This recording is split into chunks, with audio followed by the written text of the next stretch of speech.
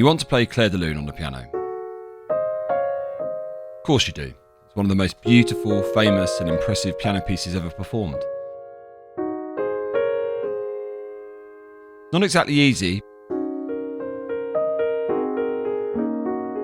but if you stick with me part by part, you can learn the 7 different parts of this song.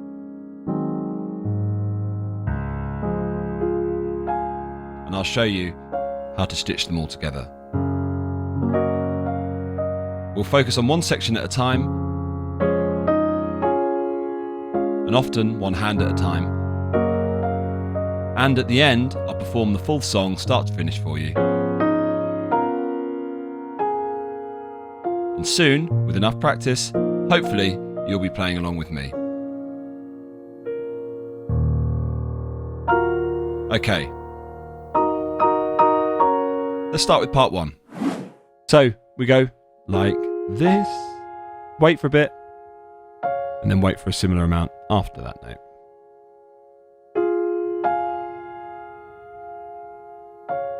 Then we go to G flat third, C third, and we play like that. Now I might as well mention the time signature at this point. We're playing a 9/8, which means we've got 3 groups of 8th notes. 1, 2, 3, 2, 2, 3, 3, 2, 3. So that is our bar, 9/8. And that uses compound beats. So the first compound beat is 1, 2, 3, and then 2, 2, 3, and then 3, 2, 3. And in this bar we just play G flat third, and then C third, and then to C third, finishing up like that.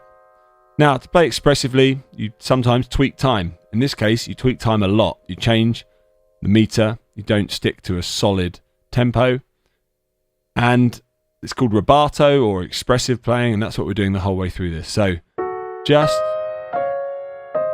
loosen up and take it at your own speed is my advice. That's bar 2, G flat third, C third, up to D flat, and then C third again. Now bar 3, we go F third, left hand, to B flat third, right hand. 1, 2, 3, 1, 2, 3. Now here we've got a mixture of quavers, 8th notes, and then what are called duple 8th notes, which are longer than our normal 8th notes in this time signature. In this time signature, an 8th note is worth half. Okay, and then these ones, these duple 8th notes, are actually worth 3/4 because you only play 2 of them per 1.5 beats. Don't worry too much, just think of these 8th notes ones as short, short, short, short, and these duple ones as longer. And the middle duple quaver, not this one, not this one, but this one, is tied to another one, so it's much longer. So it's like this: short, short, short, long, longer, long, like that.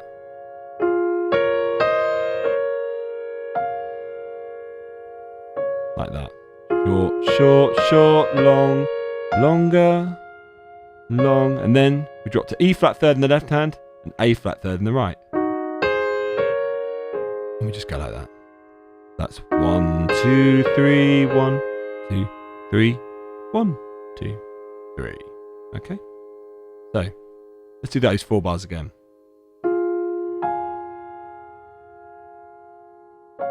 And then to G flat third.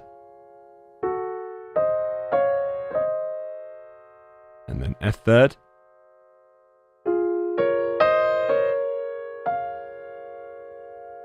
And then to E flat third. Okay, then we pick up the frequency a bit. Play this.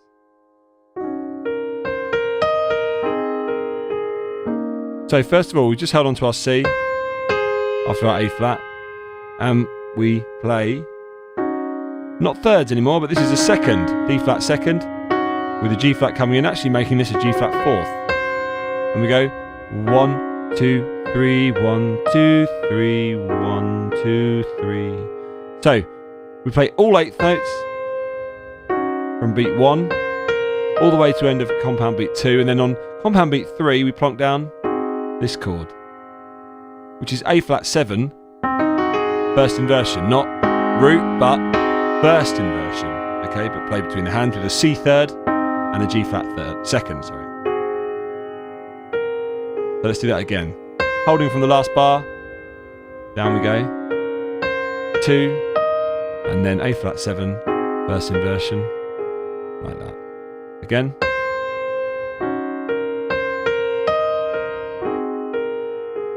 And again.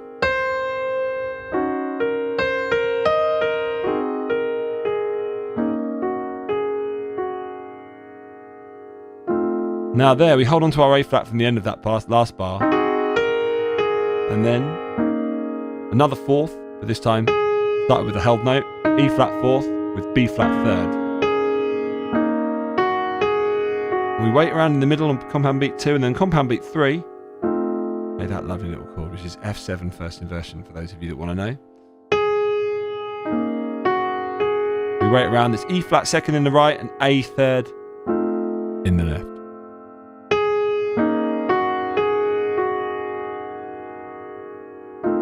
Just like that.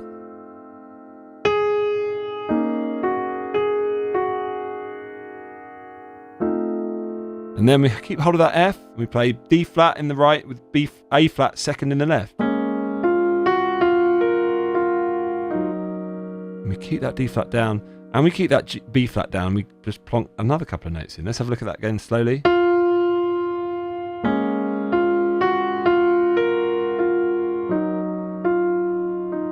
Just like that, okay?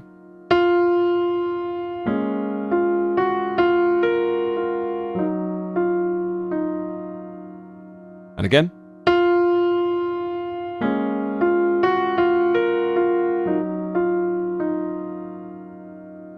Do that one more time. Remember to hold your D flat and your B flat. And just plonk those ones down. And then hold on to the E flat. And you bring in this F third with a B flat down here, and then A flat 7 again, but this time in its second inversion, so not root, not first, but second, and played down here. We hold on to our E flat from the previous bar, bring in our F third in the left, B flat comes in to harmonise with that E flat in the right, and then wait on compound beat 2, compound beat 3, that's a duple quaver, so a little bit delayed, and then we bring in probably the most iconic bit of the whole piece for me anyway. Certainly the 14-year-old me that used to enjoy playing this little phrase over and over again. There we are. Again, so hold that E flat, bring in F third with B flat in the right, and then we wait around, A flat second inversion, duple quaver, boom, finger 2 very important, and then finger 5 comes down, makes a D flat 5th there, like that, and then F third right, F third left, F third right, finishing off with a D flat like we did right in the first bar. Okay? That again, so.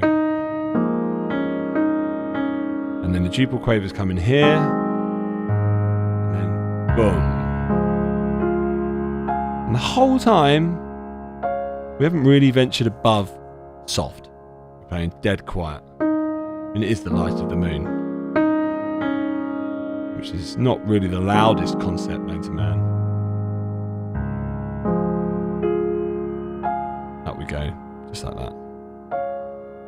Let's go from the A flat 7, duple, D flat 5, holding that A flat, F 5th for that right, F 5th left, F 5th right, D flat 5th, third. I don't know why I'm saying 5th, I should be saying 3rd.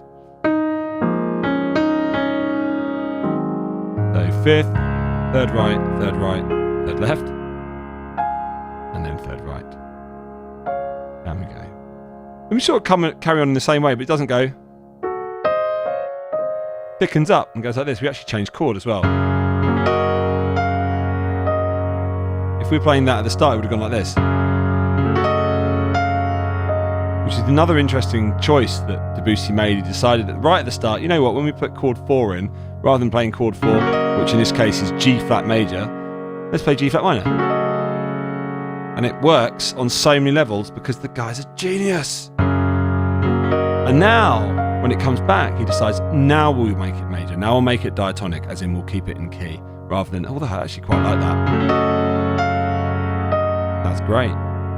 But actually, we don't do that. We do this. Now, what am I doing?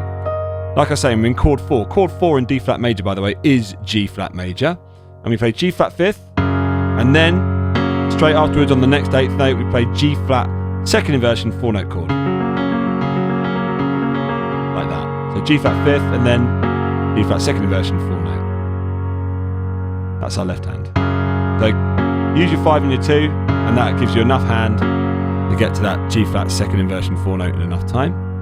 The right hand we play not first of all, straight after that with G flat 6. So here's our first note, our 3rd note, and our 6th note, not our triad. And we go 6th, 7th, back to the 6th.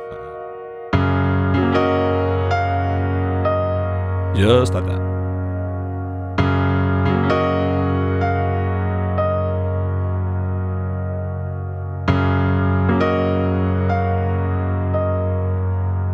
Last time with that bar. Now the next bar, like an exercise in D flat major as a triad.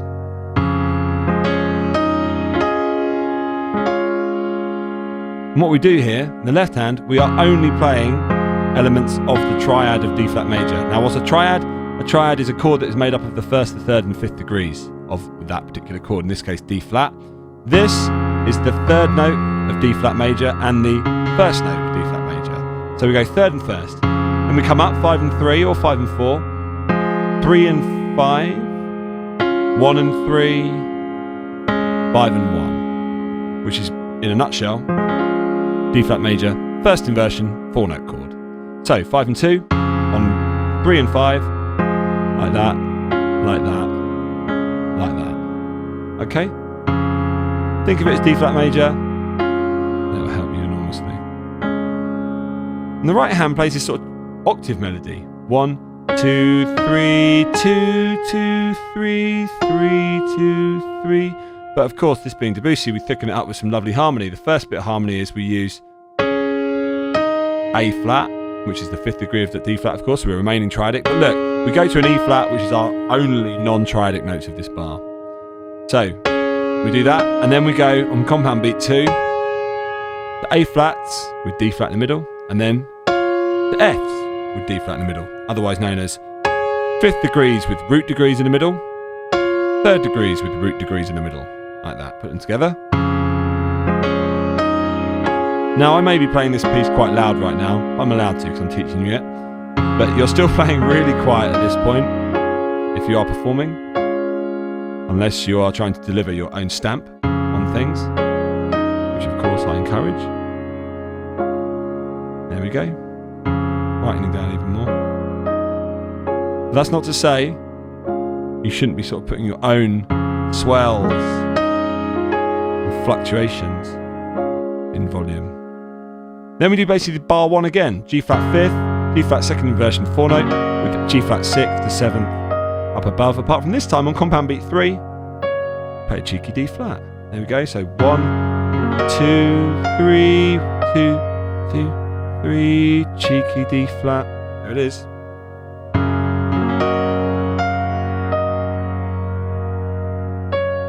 Just like that. So we don't need to see that bar again because we've already done it.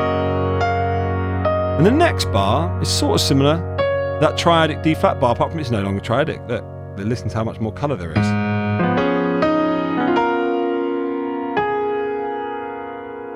The colour is given by those extensions, those notes that aren't triadic. We start off with a triad note, degree number 5, and then in the left hand, we immediately go non-triad with a D flat tritone, otherwise known as degree number 3, and degree minor 7. Okay, so that 7, that minor 7 is not triadic. And we do that 1, 2, 3, 2, 2, 3, and then on compound beat 2 for the rest of the bar, we play what makes this very obviously D flat 7. And that is the 7th, the root, and the 3rd. Very popular way of playing 7th chords. That's what our left hand's doing. You keep the pedal down the whole time, unless you've got hands that are big enough to play that and that as a chord, which is not going to happen, is it really?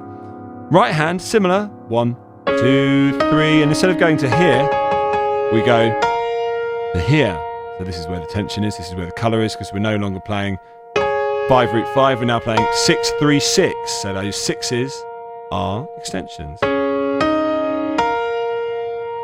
And we come down with duple quavers like that. I'll play it all together. 1, 2, 3, duple, duple, tied to another one, duple. So longer, longer, longer. Long, long, tied to another one, long. Short, short, short, long, long, long. There we go.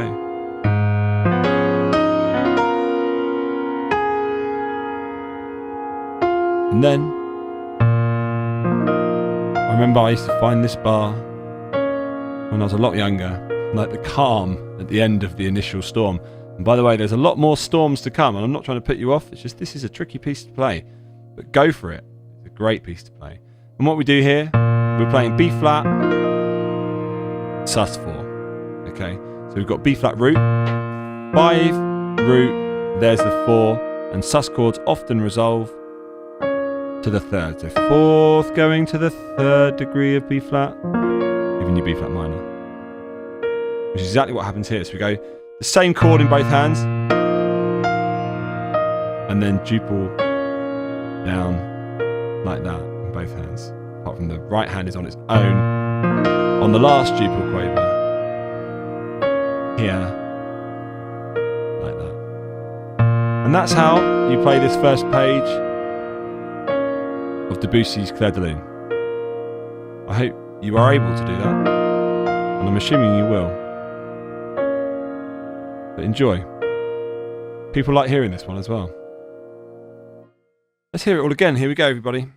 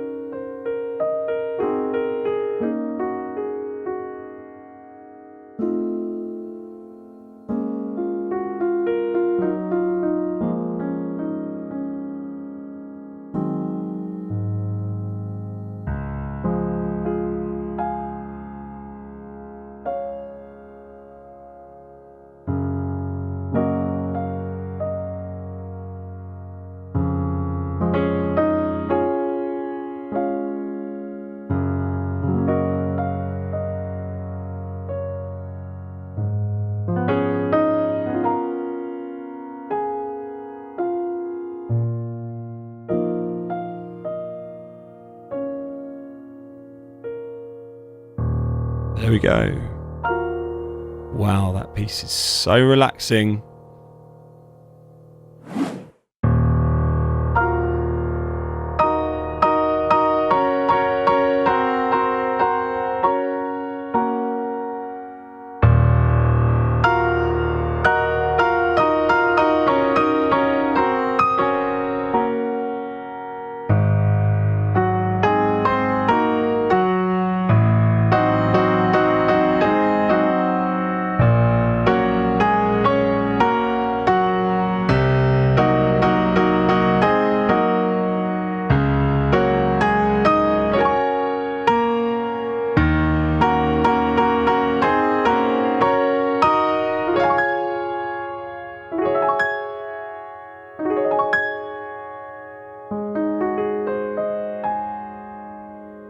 And then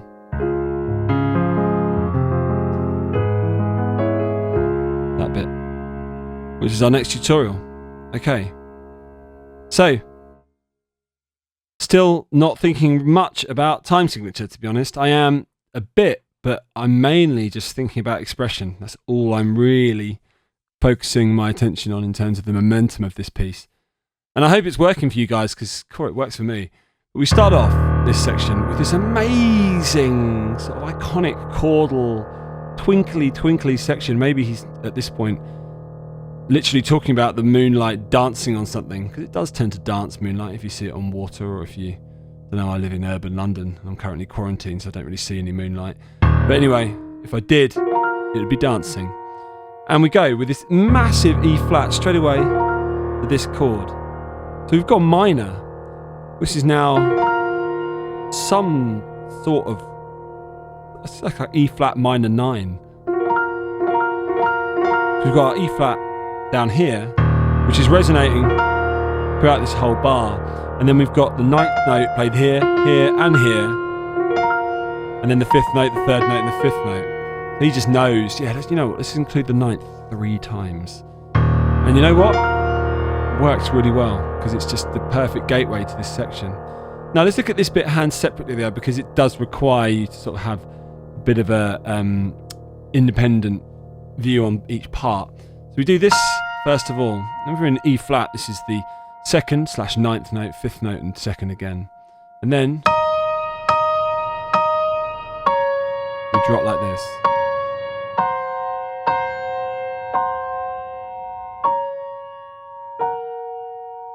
So, we'll talk about the harmony in a minute. First of all, let's just look at these notes. Dropping the top ones down. This is, I'll do it with counting as well. So 1, 2, 3, 1, 2, 3, 1, 2, 3, 1, 2, 3, 1, and like that.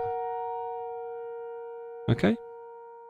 So, now let's just looking at the notes. You're dropping down F to E flat, and then everything's shuffling down. You're changing shape as well. You're 5th, 4th, and then you're going to 6th, 3rd. And you sort of go with that ish for a bit. You drop to this after you've done 3 of those 5th, 6th, 3rds. You go to this one here, which we'll talk about the chords in a minute. This is A flat, by the way, this bit here. And then back up again to the 6th, 3rd, and then finishing with a 6th, 3rd. So, that, then this, times 3, then this times 3, then this times 3, and then these to finish off. In the left hand, massive E flat, it's quiet though, and then we go to this E flat 9, 3, and 5, E flat minor, G flat minor. It's like C flat 5, but it's actually, because it's this A flat business up here, it's just missing the A flat. But maybe you could call that a C half diminished, because we've got our half flat 5 with a 7, and then back to G flat, and then G flat again. So again, so E flat 9, E flat root position, G flat 2nd position, C half diminished, G flat 2nd, G flat 1st. So E flat 9, E flat root, G flat 2nd, C half diminished, and then G flat, G flat. Together now. 2, 1, 2, 3, 1, 2, 3, 1, 2, 3, 1, and 3. So we've got those duple quavers that come in the midst of all these triplets at the end. Let's demonstrate those now. So 1, 2, 3, 1, 2, 3, 3, 2, 3, 1. Oh, pardon me. 1, 2, 3, 2, and 3. Like that. But of course, because you're using expression, we've now even got the performance direction tempo rubato, which literally just throws the whole meter out the window. We're not thinking about timing anymore. You're doing what you like. Ham it up. But we want to go faster and then slow. That's a quite good way of realising those duplicate quavers at the end. Fast, fast, fast, fast, fast, fast, fast, fast, fast, slow, end, like that.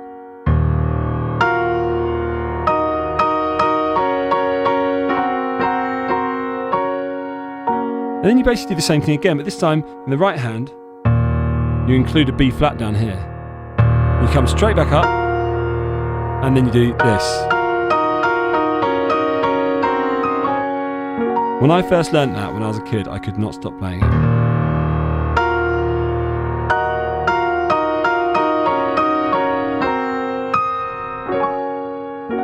Like that. So let's go through those hands again. So E flat in the left hand, then E flat 9, and then 2, 2, 3, 3, 2, 3, 1, 2, 3, 1, and 3. So more E flat this time. E flat 9, 2, 3, 3, 2, 3, 1, 2, 3, 3, and 3. God, it's confusing me counting this and this whole duplet / simple compound business. There we go. So E flat first, E flat 9, E flat root, E flat 9, E flat root, G flat second, E flat root, G flat second, C half diminished, G flat second, and this time E flat second. That's what we're doing in the left hand.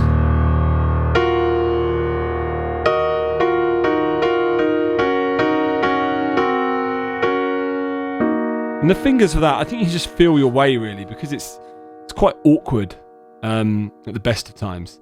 But just feeling your way, I'm not going to go like, oh, do this, because you'll find that they're so close together, these notes, and the white notes are at a premium, so you'll just slide through the black keys. Now, in the right hand, we start with that same large spread of E flat, 9, 5, and 9, and then we go up to the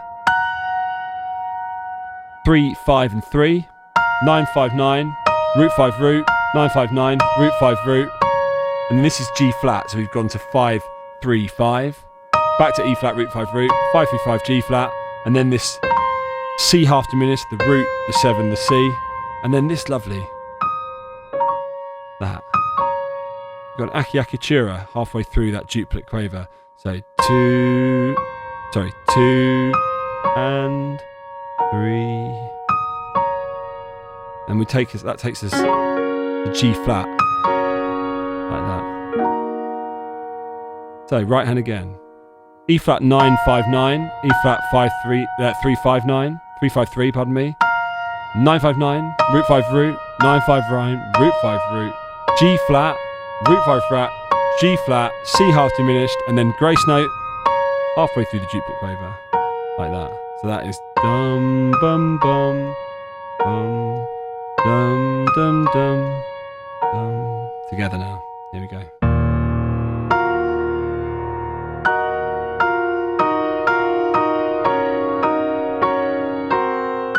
Oh, too far. There we go.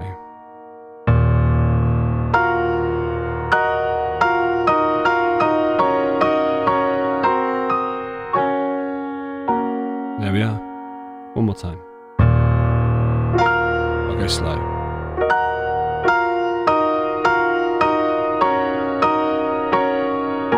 Oh, what am I doing? I'll do it again. Here we go.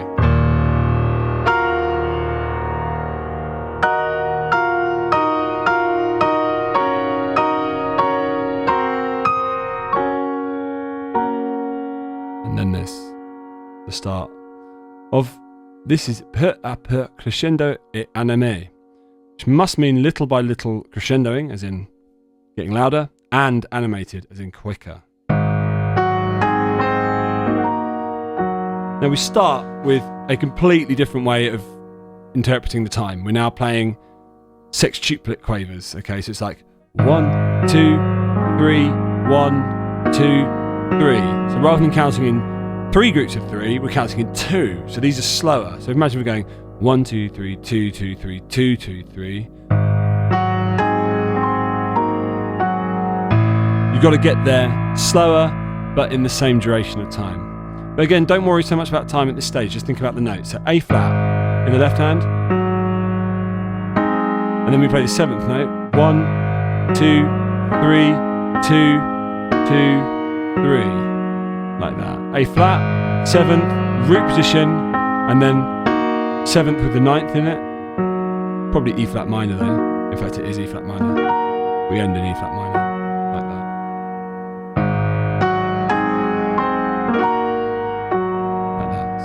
right hand.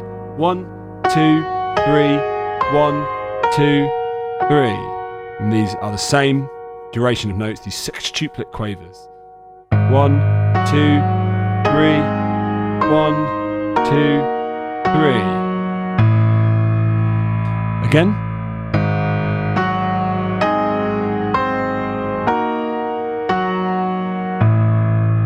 One more time with that bar.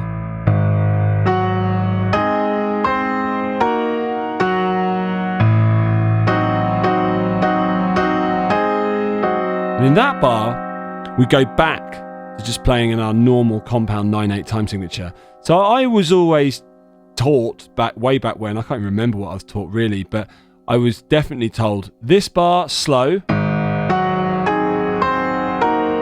this bar fast.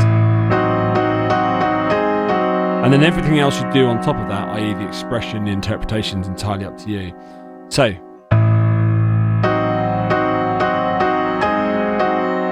this bar is basically playing an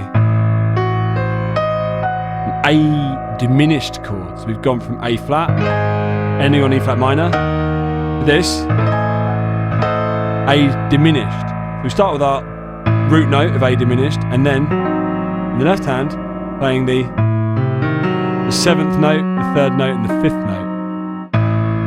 And we're playing in compound times again, so it's like 1, 2, 3, 1, 2, 3, 1, 2, 3, like that. 1, 2, 3, 2, 2, 3, 3, 2, 3, like that. And in the right hand,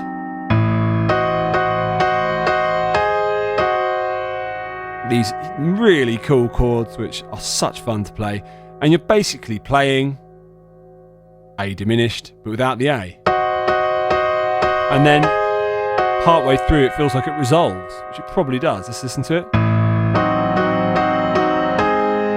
That's exactly what it does. So A diminished, still, and just briefly before we go back to A diminished it goes to A flat. There we are. 1, 2, 3, 1, 2, 3, 1.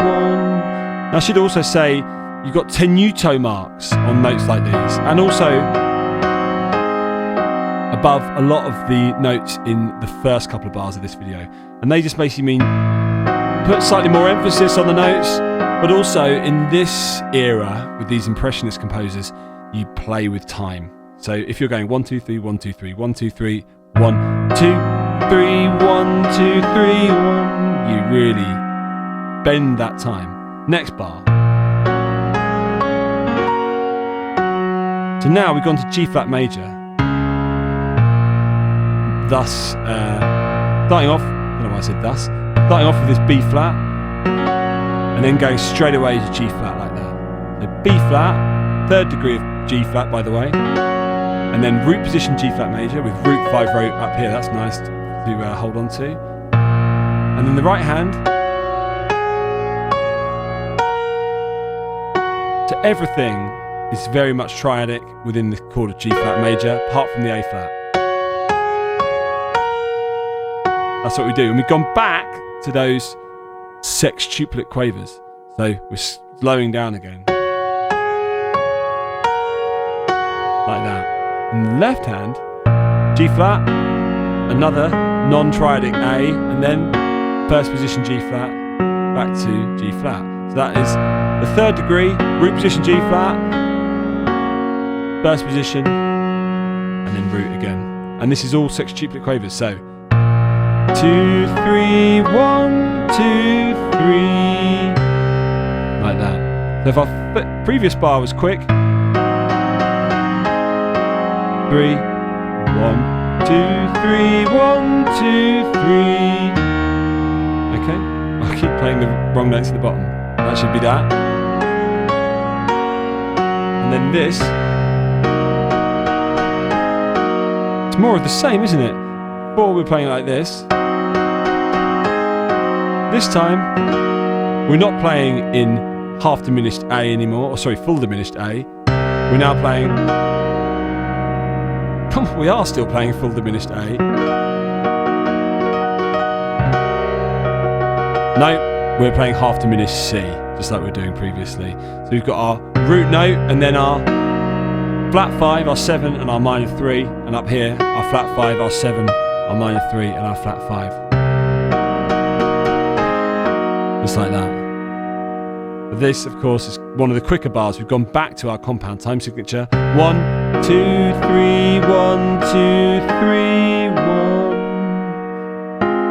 Oh, and it's got that chord, not that chord there. So 1, 2, 3, 1, 2, 3, 1. Like that. So this one here, we go to F minor 7, albeit briefly. It's not, remember last time we went from our A diminished to A flat major there? This time, with this C half diminished to F minor 7. Beautiful. Just like that. And then we move up to this.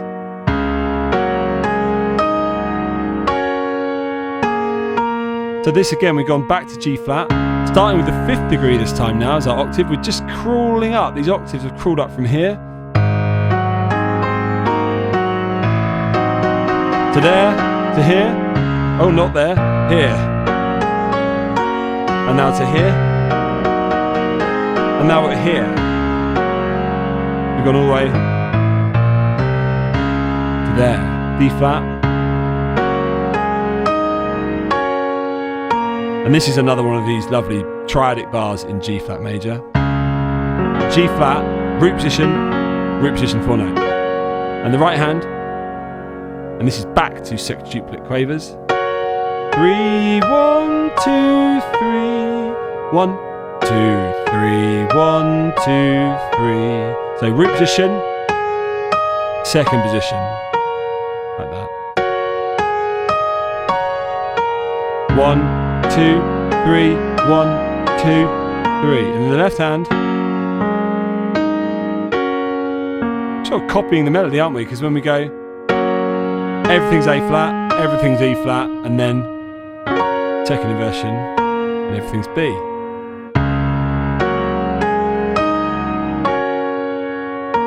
Like that, okay? And then we're back to our compound time signature.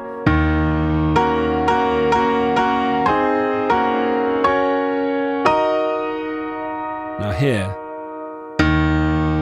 got to our E flat, we've come all the way up from here. Now at E flat, and we just play more G flat major, starting with an E flat in the bass. We've got our 5th, our 3rd, our 1st, our 5th, our 3rd, and then 3, 5, 3 root 3, 2, 3, 1, 2, 3, 1, 2, 3. So various stages of G flat major, starting here, going this time to A flat major, there, and then back again, and then up to G flat, and then up to E flat. So G flat, A flat, G flat, G flat 2nd, E flat root. And of course this bar is the climactic point.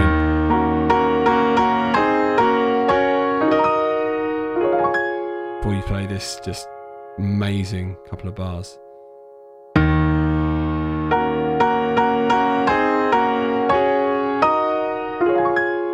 Like that. So E flat, A flat, E flat, G flat, E flat minor, and then, oh pardon, what am I doing? D flat, 3, 5, root, 3, 5, root, 5. Played, rolled. Like that, but quickly. And then, you add a note, like that. So, this has gone from being D flat major, and then We've added in this minor third, so it's gone D flat minor. Also included the 6th note. And then, sorry, that should be, it's G flat major. And then A flat 7. So D flat major. Sorry. Then D flat minor. With the 6th note at the end. Then G flat. And then A flat 7. So it should be like this. Like that. So you go left, left, left, right, left, right, left, like that. There we are.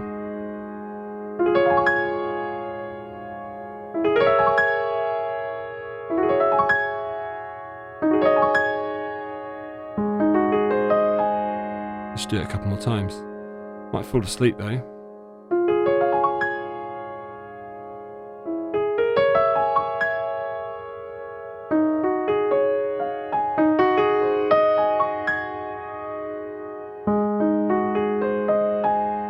And again, last time.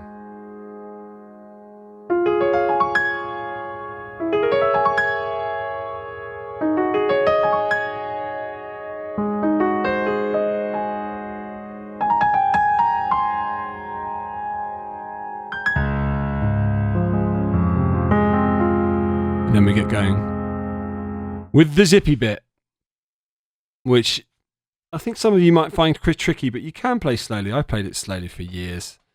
And then only as I got sort of more interested about making it sound genuine did it speed up. Oh my word, this video's gone for ages. I better get on with it. Here we go.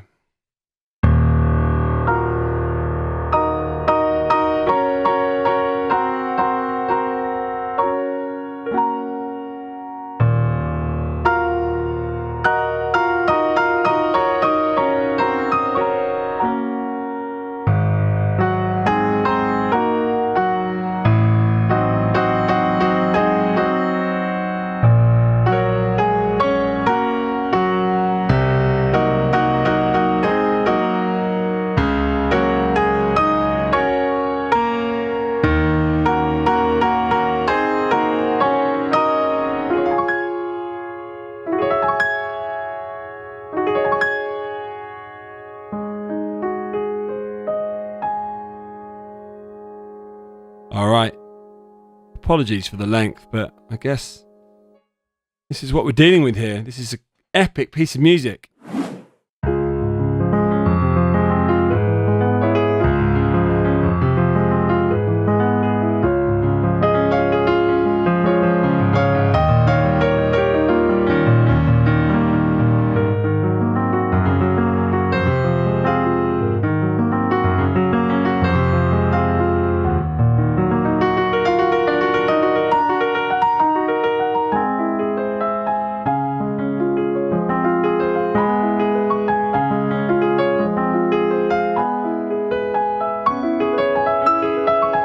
That's where we're going to leave it for this lesson. Okay. Someone's just lit a rocket to the moon. No more light. We're talking shards of like jet engine light firing at you. You got to play quickly here, and you got to learn some arpeggios. Let's do it. Today's lesson is about arpeggios. We're going to start off with this one. Like that. The key chord again. Now you can do this. I never did that, so I'm not going to show you how to do that. I'm just going to do it all with one hand. Okay, so we go D flat major, root 5, root 3, 5, root. And these are all triplet 16ths. 1, 2, 3, 1, 2, 3. Okay, so we're playing in our compound time signature at this point. No more mucking about with simple time. That's it. 1, 2, 3, 1, 2, 3. And then we go to F minor. And we do root 5 root, 3, 5 root. So D flat, F minor. So again, D flat, F minor. Using my finger 3 on the F and finger 3 on the A flat. And then You could, if you were being unkind to yourself, think of that as F flat, okay? But you could, if you wanted to translate it into a slightly more palatable way, just call it E. But it is actually F flat. We go D flat, F minor, F flat. Yeah?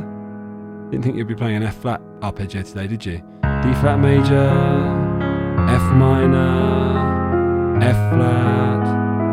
And the F flat is the odd one out because it actually starts on the 3rd degree. So we go 3, root 3, 5, root 3, like that.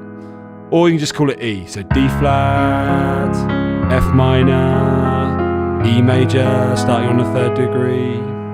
Again, you're getting quicker.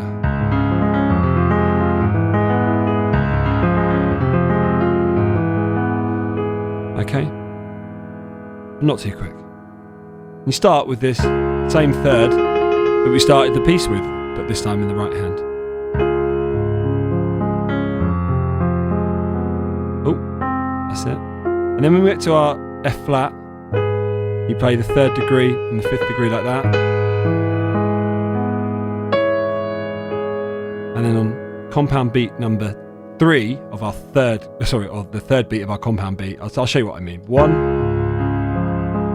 2, 2, 3, 1, 2, 3, like that. So on beat 1, you play that. 2, 3, and on beat 3, you play that. So 1.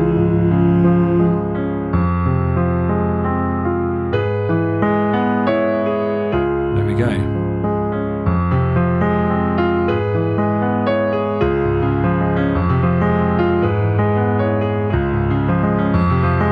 And if you've never done that before, you do it till the cows come home.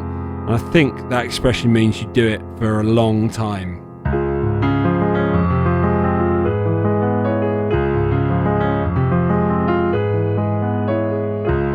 Over and over again.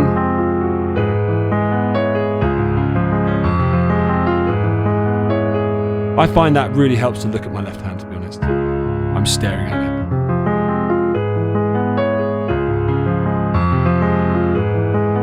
Then the second bar, we do the same thing again, but then when we get to F flat, we just do that. Okay, so start like that, F minor, F flat. On that 3rd beat of our 3rd compound beat, we go 1, 2, 1 and 2 and 3 and like that in the right hand. 1 and 2 and 3 and then we start our next micro section. So again, we've had 2 bars, 2 mega ideas, and tell you what, these ideas are better than most.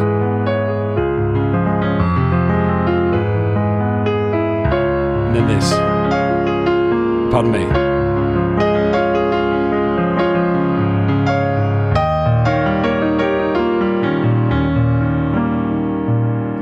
You can see I enjoy it because I can't actually stop myself from playing there. I can't deal with those 2 bars at once. That would just be so mean. We're going to deal with 1 bar. We've just ended our F flat bit here. We've gone... Sorry. The 2nd bar. And we've got to land like that. Probably better ways to think the fingering. Maybe that 1, 3, 2 and 5. But let's not worry about the right hand just yet. Let's worry about the left hand. What we do is this.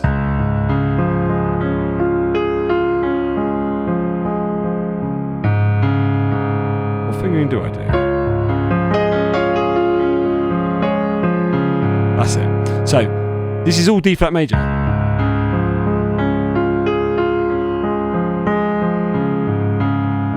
Like that. So you go root, 5, root, and then over with finger 5. 3, 5, root, 3, 5, 3, root, 5.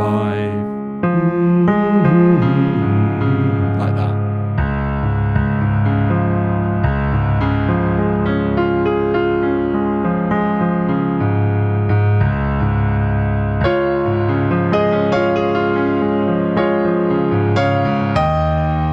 So root, 5, root, finger 5. Keep going with those triadic notes, don't miss any out. And that's where we change. So the fingering, finger 5, over with finger 2, finger 1, like that. Finger 5, over with 2, finger 1 on the A flat. That's it. Okay? So if you ever want to play this piece properly, you need to max that out.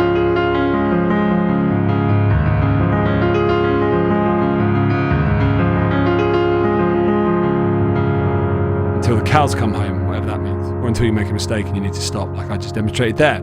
So, in the right hand, 1, 2, 3, 1, 2, 3, 1, 2, 3. Fortunately, Debussy did not torture us by making a really, really complicated melody to go with that. He just did 3 in root and D flat, and then 5 and 9, 3 in root, 3 in root again, 3 in root again. 1, 2, 3. Sorry, pardon me. 1, 2, 3, 1, 2, 3, 1, 2, 3. Like that. The trick here in the left hand is to keep your hands stretched.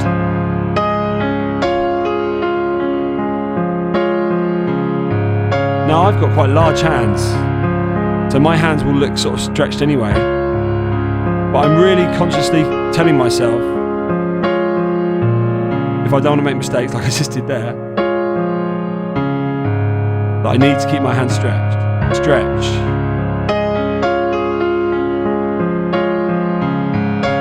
There we go.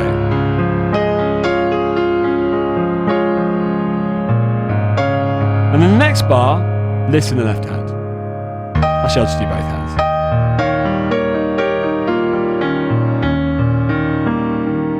Then the left hand, E flat now.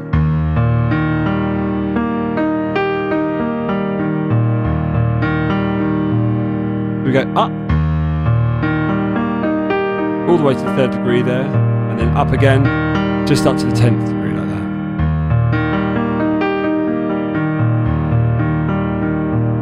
That's it.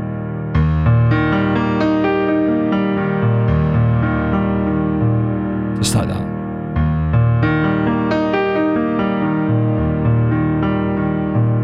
And then in the right hand, we come down in thirds. 1, 2, 3, 1, 2, 3, 1. And then we've got more of these duplicate quaver businesses, these business of duplicate quavers at the end.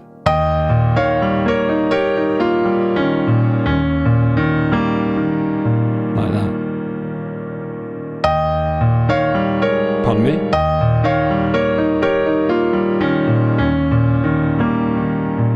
Like that.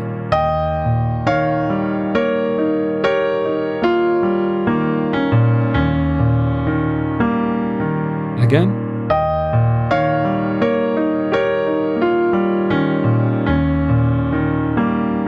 And again.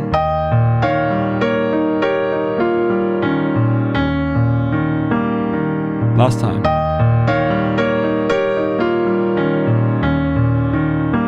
And then this.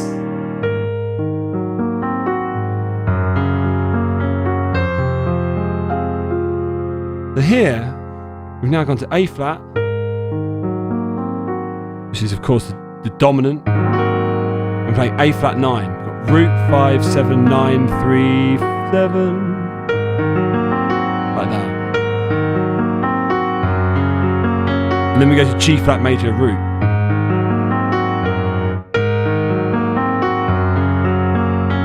Like that. So A flat 9, G flat root, A flat 9, G flat root. Last time with that, those first two beats. The third beat of that bar, F minor. Pardon me, missed a note there. So A flat 9, G flat, and then F minor. And everything's triadic in the G flat and the F9. It's only the A flat 9, F minor I meant to say, and the G flat major. And that is a stretch, okay? But think about that. Stretch your hand. And you'll make it. Don't stretch your hand. And you'll smudge it. There we go.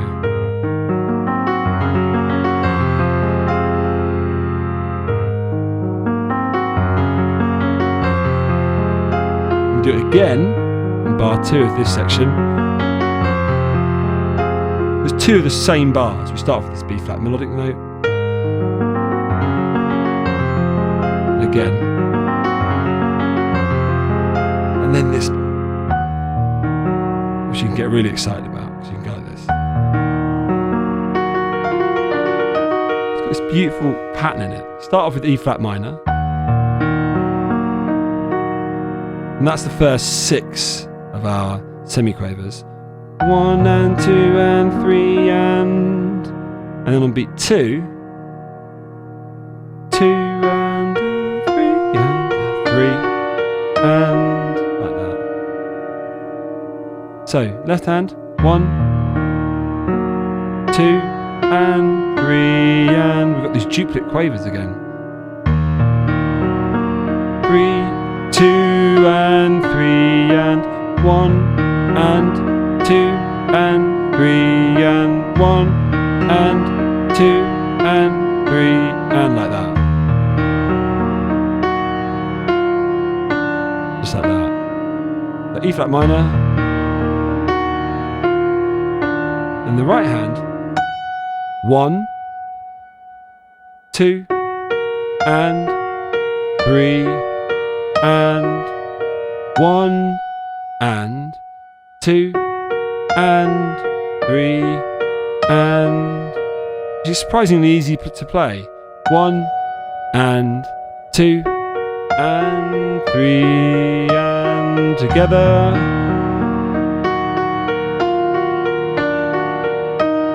And if you look, the melody sort of follows the same note. You've got this E flat arpeggio, pardon me,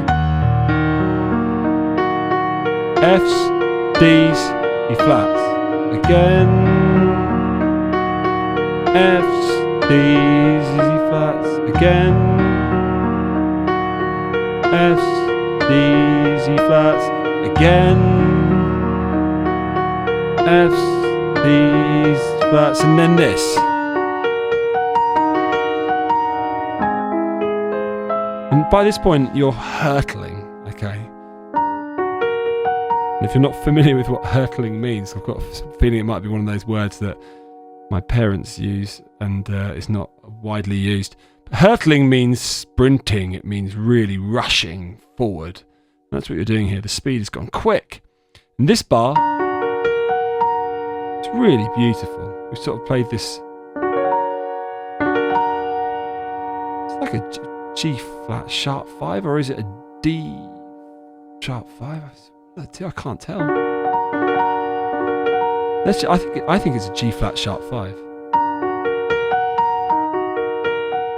And it resolves to E flat minor. So we go G flat sharp 5. There's our sharp 5. There's our third. Root 3, 3, root 3. And then change that bottom note to E flat and it becomes E flat minor. Root 3, 5, 3, or for 5, 3, 5. Like that. And these are all 1 and 2, 1, 2 and 3 and 2 and 2 and 3 and they're all 16ths in this compound time signature.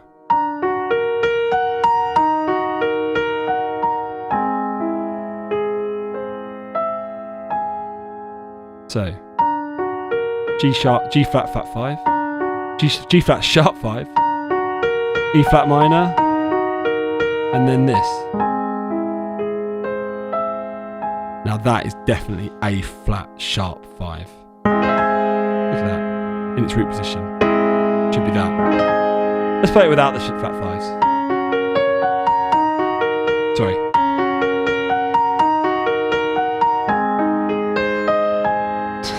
Sounds rubbish. How about now?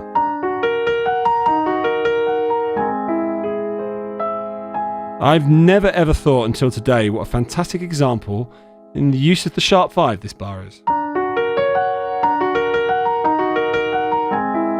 I've always just thought of it as a hurtling bar. Actually, no.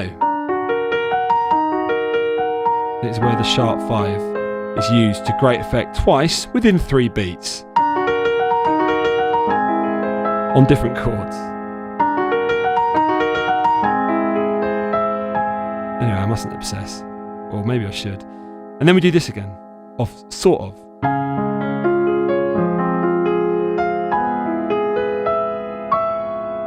Now what we're doing here is basically the same as this. Apart from this time we're here.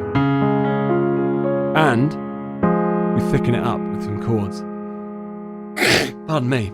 We thicken it up with some chords. At the lower end of our F minor and our F flat.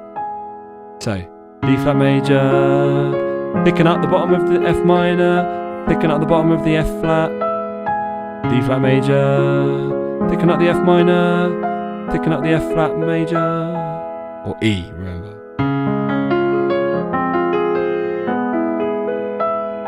Just like that. On our right hand, we play that same third that we played earlier here. But this time up here. And then here, oh pardon me, the same third that we played on compound beat 3 here.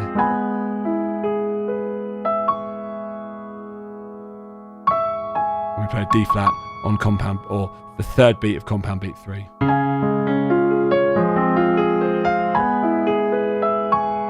Like that. Like that. That again. And we're crescendoing again, and we're hurtling.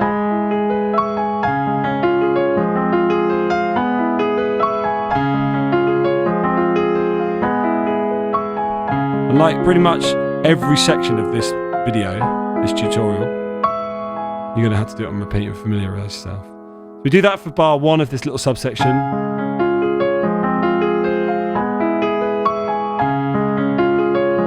And then bar 2, this. We've just changed key. We go into C sharp minor, which of course is the same as in D flat and C sharp are the same notes. They're enharmonic equivalent, but this is the minor version. So that bar,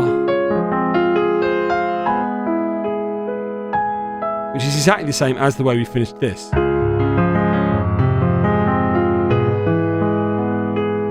Apart from I put the thickening up down there, which I shouldn't have done. So it should just sound like this. Pardon me. And then we really, really hurtle that word again. Okay, everyone. Hope you're enjoying this. I certainly am. Do that again. Here we go.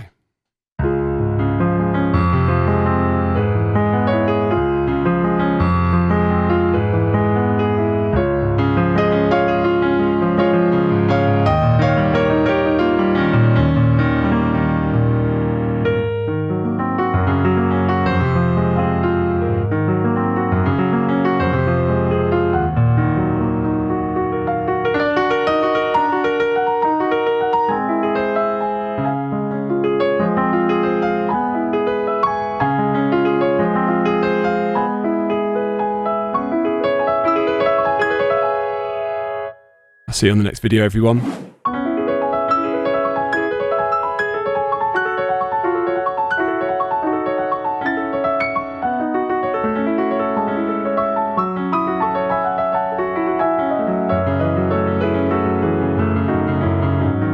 There we are.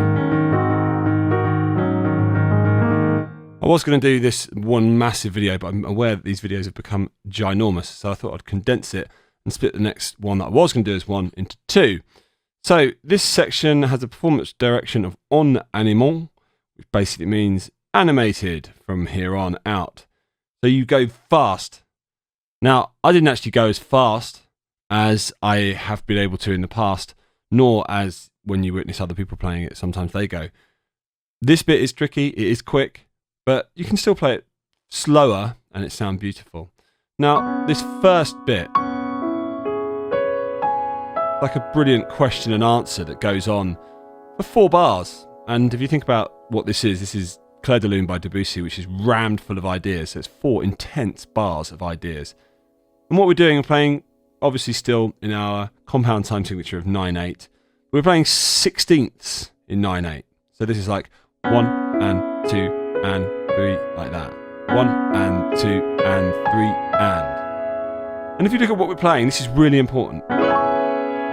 This opening bar is C sharp minor 7. Okay, if you think about that, it's so much easier. If you don't think about C sharp minor 7, I actually have no idea how you would even play this, because for me, this is just very, very quick question and answer, arpeggiating phrases of C minor 7 between the hands. Let's do the left hand first of all. So we go like this. 1 and 2 and 3. Now look at that. It's like a 5-note C sharp minor 7 with the 7 on the bottom and doubled up on top, so it's in its third inversion, like that. Five notes. And you start with finger 5 and 4. 1 and 2 and 3 and, like that. 1 and 2 and 3 and. Now if you carry on thinking about C sharp minor 7, the next beat, so this is compound beat 2, goes 1 and 2 and 3 and. So it's C sharp minor 7, this time in its root position. Like that, if we play all the notes at once, there we are. So this time, instead of doubling up the 7th, we're doubling up the root, like that. And these fingers, 5 and 4, and then 3 and 4, are important. And then, here, actually, I think I was just doing that in the end, wasn't I? Yeah, I decided to do that this time around. So I'm using 5 and 4 on E and G sharp, and then going up, and lo and behold, this is just a C sharp minor 7 first inversion, which is incredibly uncomfortable, but you're doing it so quickly it doesn't really matter. And that's it, that's the left hand for this one bar.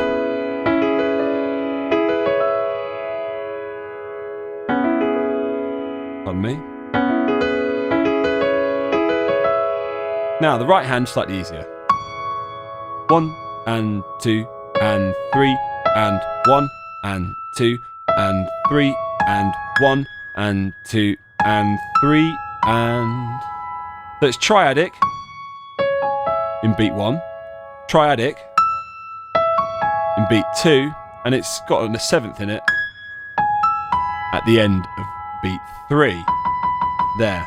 That always used to catch me out. So together.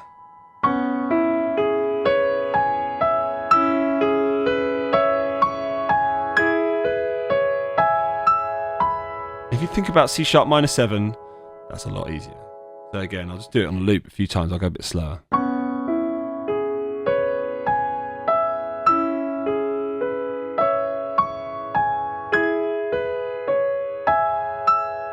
And each hand is just inverting up the next note in the chord.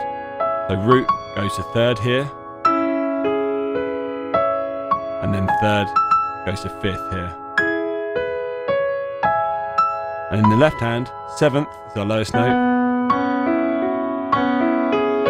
goes to root is our lowest note, goes to 3rd is our lowest note.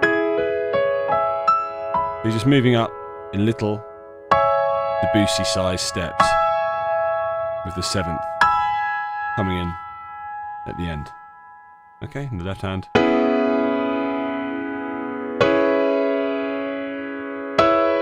Okay, a couple more times, and then we'll move on.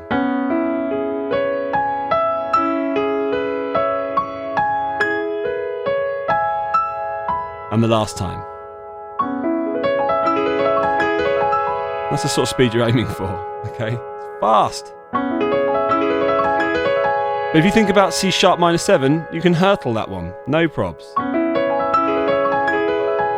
No probs might be a bit of an underestimate. Anyway, then we go to like this.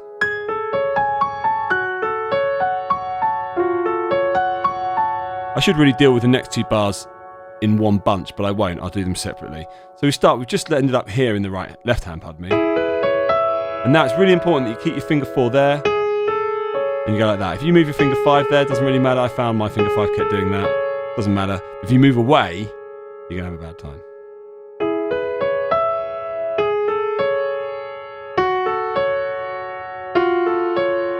But I might as well just do the 2 bars. There we are. So did you see what happened there? We start with this. That's beat 1. So 1 and 2 and 3 and 3 and is played in the right hand. And then we go 1 and 2 and 3 and F sharp minor. And then 1 and 2 and 3 and play an E sharp with our F sharp minor. And then an E natural with our E sharp minor. F sharp minor, pardon me. And then a D sharp with our F sharp minor. And then finally we play A major, first inversion, like that. That again, G sharp, F sharp minor with E sharp on the bottom, and then just drop chromatically with the lowest note until you get to A major at the end. Just like that. So, G sharp, F sharp minor, dropping chromatically in the lowest voice of the left hand, keeping going until A major. And those A major fingers, 5 and 3, 1, 2, 1, are decent. And of course, this is supposed to be like that. And there is bits where you slow, like the cadential points, i.e. the ends of phrases. There's no harm in slowing down a bit. Now, what about the right hand? We've just gone like this, so we stay on G sharp with our finger 5. And the right hand's much easier here. G sharp, and then F sharp minor, F sharp minor, F sharp again, F sharp minor again. And then when we get to the A, unsurprisingly, we play A. Let's deal with that. G sharp first of all. G sharp, C sharp, A. Look, we're mirroring what we're playing in both hands. And then F sharp minor begins. And it stays in place in the right hand for a while. Play another F sharp with the E natural in the left hand. And then our last F sharp minor comes with our D sharp in the left hand. And then when we go to A, and the rhythm changes ever so slightly there because we actually go 1 and 2 and. We go slightly further into the compound beat in our left hand and we answer it with a couple of very high C sharp octaves, just like that. So again, G sharps, mirroring, and then F sharp minor now in the right hand for a while. Another F sharp comes with the E natural, and then this time we're in A, so everything's in A, and are answering C sharps on the third beat of compound beat 3 of that bar. Again.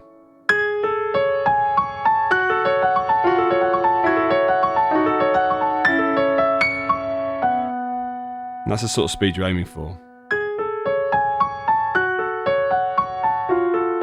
But if you go slowly and build it up and build it up, possibly for some of you over many years. Some of you maybe not. Eventually, you get to that free-flowing madness that is this section of Clair de Lune. Where are we?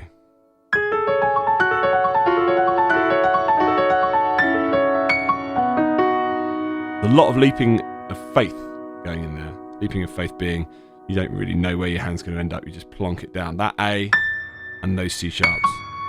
Okay. One more time and then we'll move on. So G sharps, F sharp minor. Pardon me. And then leap of faith to A. Slow down a bit if you like. And then this bar begins.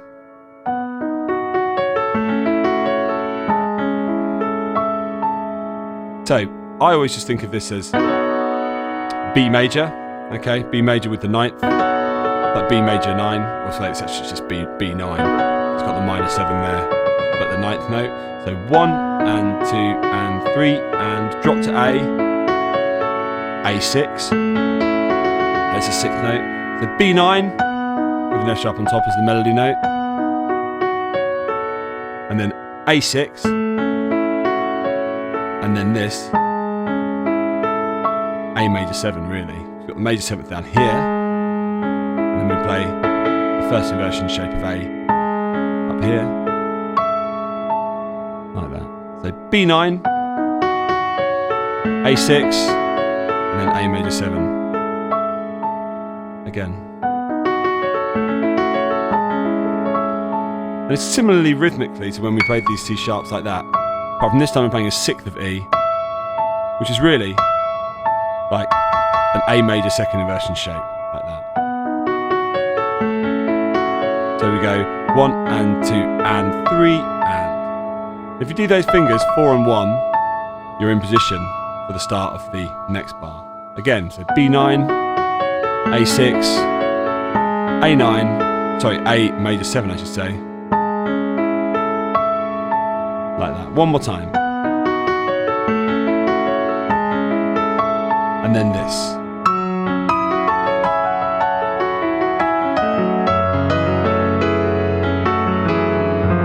Missed it there. I'm going to do that again because I want to.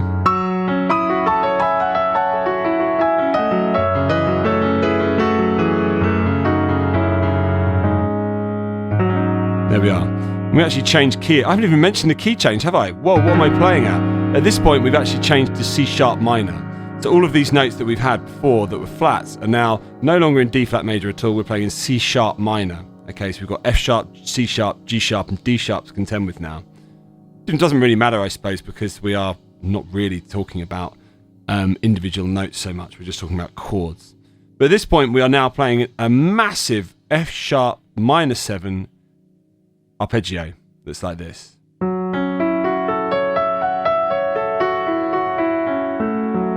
Like that. So you start with finger 5, then you get up to the 7, the root, the 5, the 7, and then finger 4 importantly goes over. And you go all the way up to the root note up here. That's like this. That's your highest point, and you come back down to the 7, thumb under, and then all the way back down to F sharp like that. So finger 4, back down, like that. Again, finger 4. Now I think I've been, over the years, used to keeping my finger 5 free, because after that you've got to go down to there, okay? So, finger 4, like that. That's the arpeggio.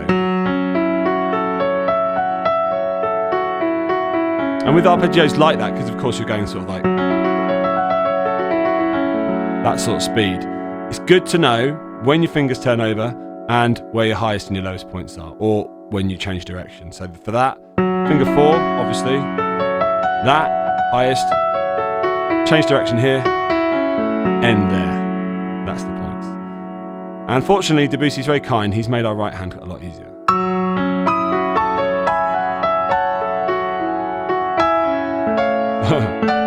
Play correctly though. Pardon me. Like that. All we're doing, descending thirds.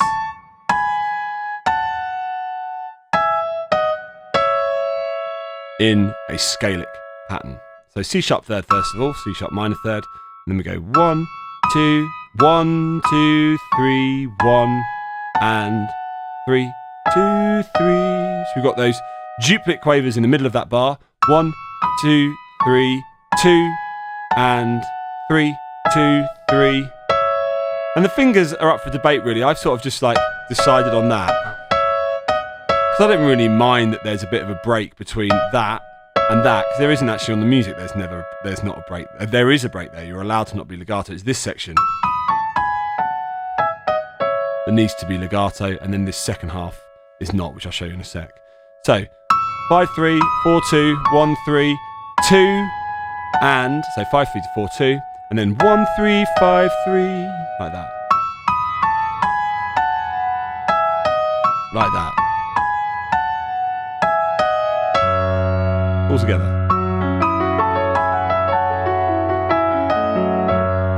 Just like that.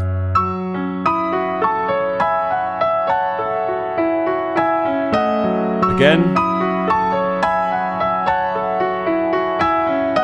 Again.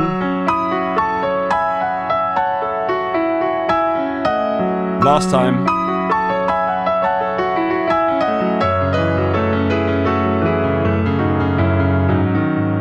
Okay, and this is our final bar of the video. Our left hand, very similar really. F sharp minor 7 again, but this time down here, not here. Here. And we go over with finger 4. But our highest point is the 7th. So we go 7th once, and then twice, and then we come back down again. Much easier this one. 1 and 2 and 3 and 1 and 2 and 3 and 1 and 2 and 3 and that's it. So F sharp minor 7, all the way up to 7, all the way back down again to the C sharp, and then some F sharp fifths times 3, like that. Now because this one requires this, and this one doesn't, I always just told the difference between them by that's the one that turns at the top, and this is the one that doesn't. And that helps. So, no turning. On our right hand, we've just done this. And we land like that. There's my appalling fingering that my piano teacher would be most disappointed in, but there you go. Life isn't always perfect, we all know that by now. But 5 and 3 here in the right hand. But how do I do the fingers for that? Because I haven't actually written them in. There we are. Like that. So I go 5, 3, 4, 2, 1, 3, 5, 3, 4, 2, 1, 3, 1. Like that. But again, just descending thirds. This time no duplicate quavers, just all compound quavers. 1, 2, 3, 2, 2, 3. 1, 2, 3, 1, 2, 3.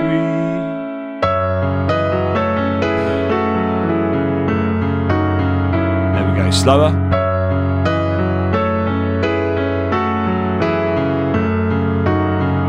And again, and this time you're shrinking in size.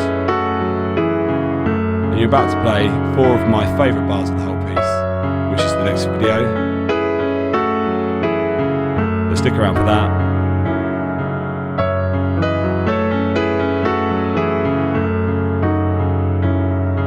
I can't believe I didn't mention the key change. That's a sackable offence.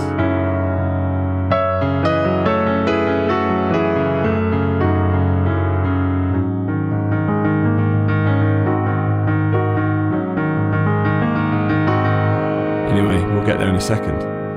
There we go, everybody. Hope you're enjoying this piece. I'm not sure how it's translating in terms of our HDpiano format, but if any of you ever learn to play this properly, I'd love to see it. Let's try that again anyway. This has been a lot of fun. Here we go.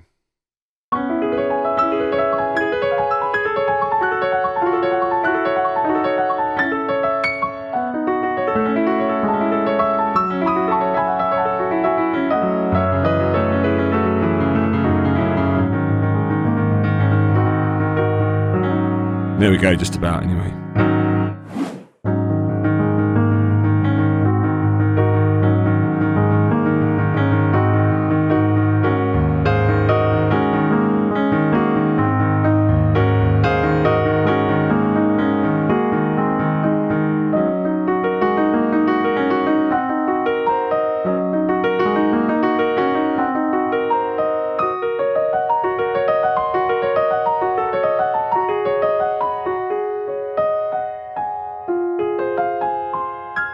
And that's where we're going to leave it for part 6.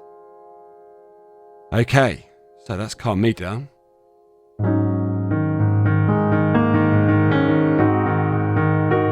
And there's so much in that. I know it's probably just the same chord, but it's so beautiful. I love that bar. The left hand, all it's doing for 2 bars, in fact. Enjoy this. It's about the easiest the left hand gets. The whole piece is just playing A flat, 5th, 16th for 2 whole bars worth of 9/8. So 1 and 2 and 3. Sorry, 1 and 2 and 3 and 1, 2, 3, 1, 2, 3, 1. Only thing you got to do is you got to remember at some point to change to finger 3 on the A flat. 1, 2, there maybe. I just do it normally around the midway point. So that's our left hand dealt with for that section. Our right hand does this.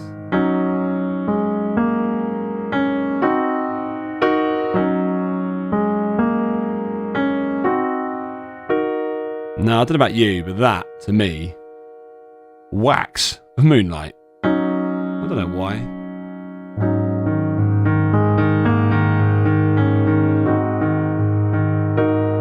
But for the first time in my life, I'm going to analyse this bit harmonically. We start off here with what looks like an A flat sus 4, A flat 7 sus 4, and that's exactly what it is, because we've got our root note, our 5th note, our 7th note, our 4th, so that's our sus 4, and then a 5th again. And we only actually resolve to the 3rd degree there, with the inclusion of the C. So it's sus 4, root sus 2, then sus 4 again, and then A flat 7, and then A flat 9, 5, 7, 9. So 7 sus 4, sus 2, 7, 9, like that. A masterclass in how to make very similar chord sound incredibly varied and beautiful, and like the moon, if you are going to believe what I'm saying. So A flat 7 sus 4, thumb creeps up like that, 3rd finger A flat 7, and the counting for this is 1 and 2, 1 and 2 and 3 and 1 and 2 and 3 and 1 and 2 and 3, or 1, 2, 3, 2, 2, 3, 1, 2, 3. Missed it for some reason. There we go. Anyway, so 1, 2, 3, 2, 2, 3, 3, 2, 3, like that. And this is pianissimo, the soft and calmato arm.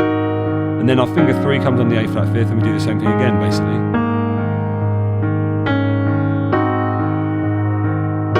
He obviously liked that idea too. So let's do that one more time and we'll move on.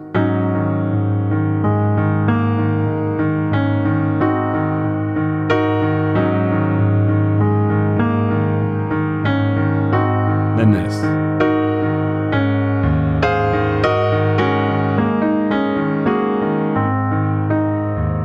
Probably the bar that I've actually found the most challenging throughout this entire piece. It's all because of the little left hand. Left hand sort of left me feeling bereft.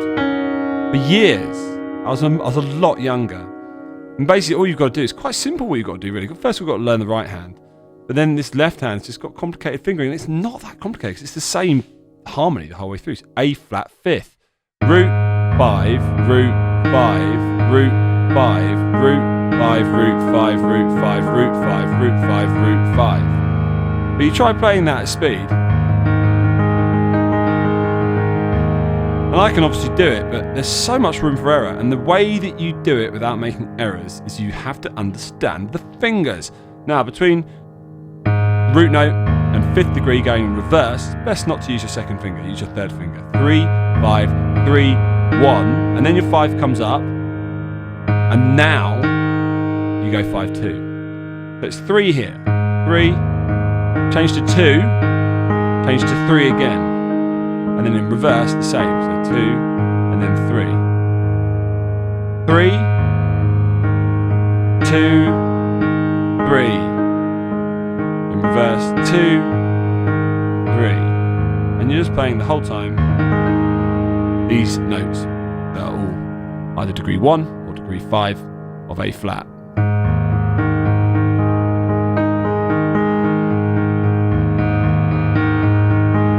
Of course, it's much easier to do this when you're not playing the right hand.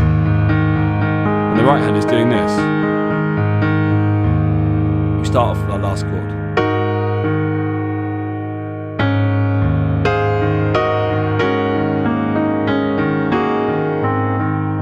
There's a very slight amount of crossing over there.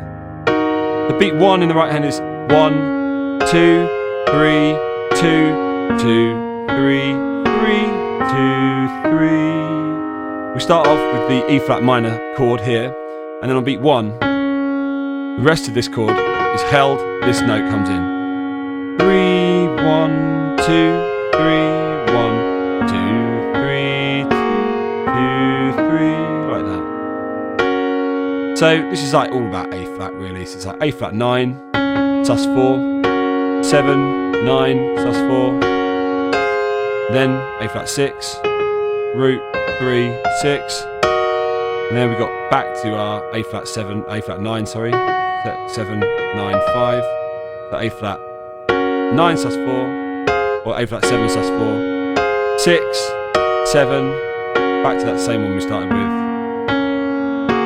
and then that one there, that is A flat 9, okay?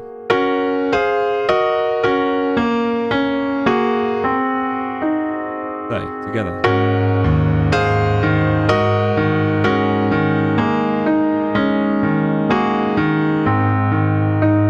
Again.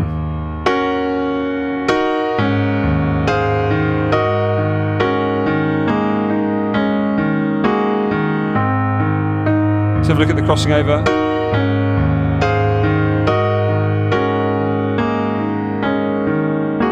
Oh, pardon me. And again.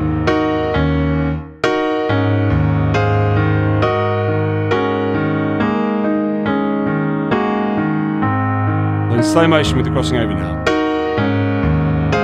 Going down here. Pardon me, that should have been. So basically your left hand goes in front, i.e. your left hand sort of goes this way, your right hand comes under like that.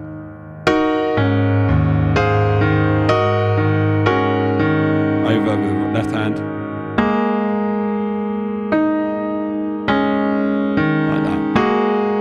See that? Last time with that. Oh, pardon me, missed it.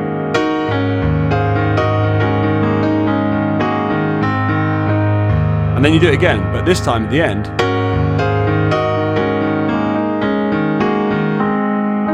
your left hand puts the brakes on.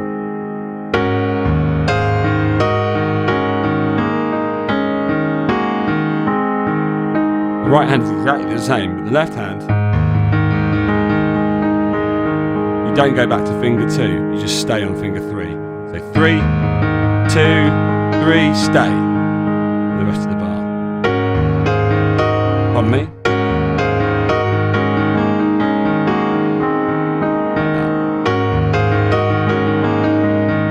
Pardon me?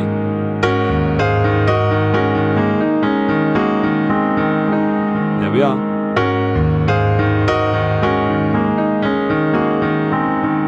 Last time with that.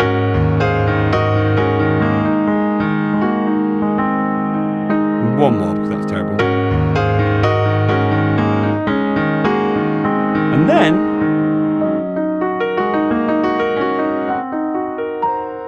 beautiful bars.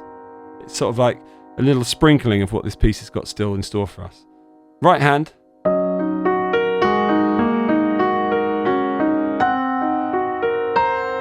You've got two voices going on. You've got this melody and this accompaniment.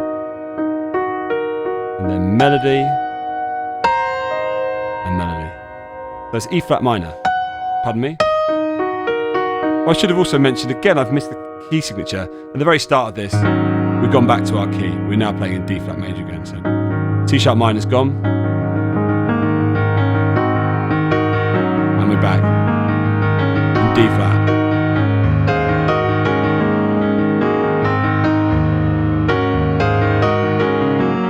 Pardon me, missed it, didn't I?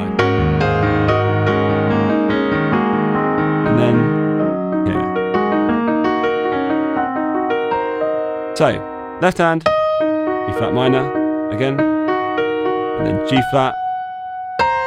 And the counting there is 1 and 2 and 3 and 1 and 2 and 3 and 1, 2, 3, 1, like that. 1 and 2 and 3 and 1, 2, 3, 1, 2, 3, 1, 2, 3, 1, 2, 3, 1, 2, 3. Left hand, 1, 2, 3, 1. I let go of the wrong note. It should be holding on to D flat. 1, 2, 3, 1, 2, 3, 1 and 2 and 3.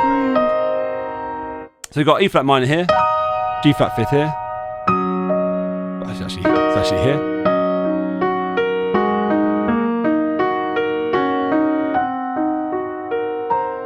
And then here, let's just call it C half diminished. Because it is. Root 3, flat 5, there's a half diminished note, and a minor 7. So half diminished C. That's kind of what you do here as well. You come up to a root position C, minor 7.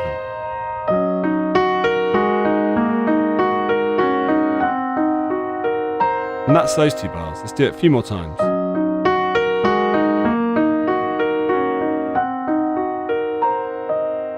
And 2 more.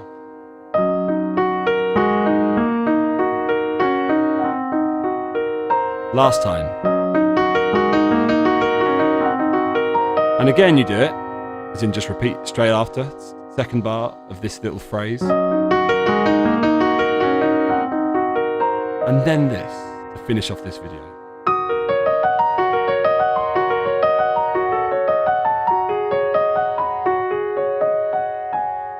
And you gotta love that. It's so relaxing after, I mean, when you play this as a whole section, that basically from video 3 until just now, you've been playing very quickly, and you've played 1, 2, 3, 4, 5, 6, 6.5, 7.5, 8, 9, 10, 11 and a half separate ideas in about a minute at rocket speed. Okay, this is where you've sort of you've taken the brakes off slightly.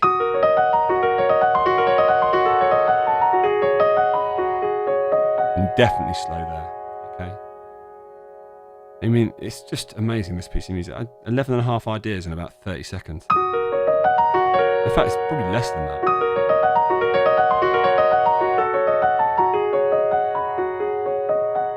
Like that. So what are we doing? Another this question and answers like we did at the start of video 4, pardon me. And it is E flat minors, really. Actually no, G flat majors. We've got here G flat 6, G flat 6 9, because there's the root 6 9, G flat 6 9. 1 and 2 and 3 and you do that again, but then and 3 and on the final 16th of compound beat 2 of that bar, you play finger 4 on C natural. Like that. Okay? And the pedal can do all the holding down, but you're supposed to hold on to this E flat for the whole of these 2 bars. Like that. Okay? That's bar 1 of this section. Nice and easy.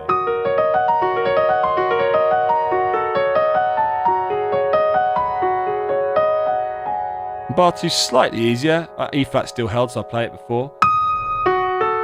We go like that. Okay. Which is... what is that then, eh? Is it like an E flat 7, E flat minor 7 flat 5? I think it is.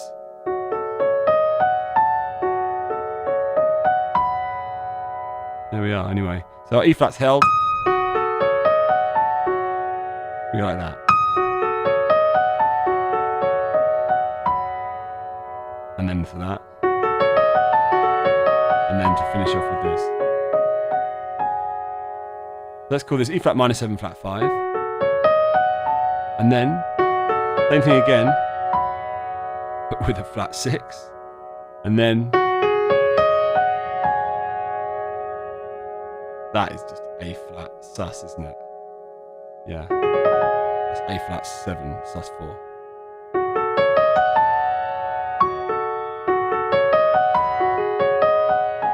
So E flat's held.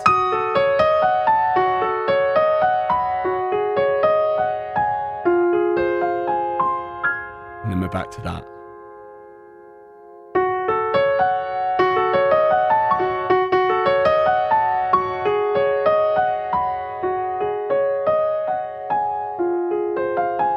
I actually missed out a D flat, didn't I? So here are E flat, 7 flat 5. We then play a D flat on this one, like that. And then we play that. So again, last time, D flat here. Sorry, pardon me again. And then this. And then this. And that's the end of the video. Okay, everybody. Excellent stuff. Let's do that again. Here we go.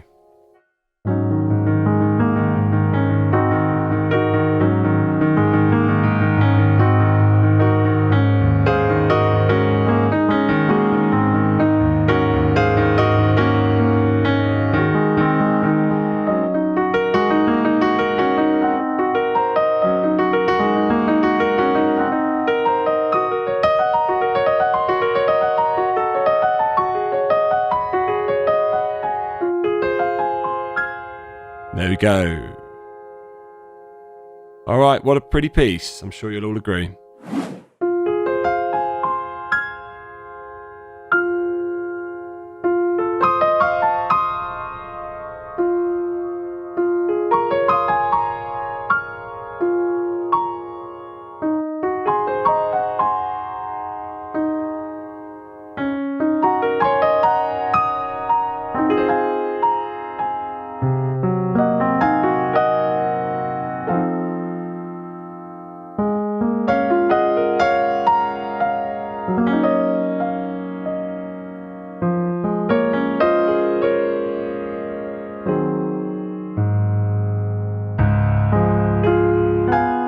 There we go. That's how we start our final tutorial.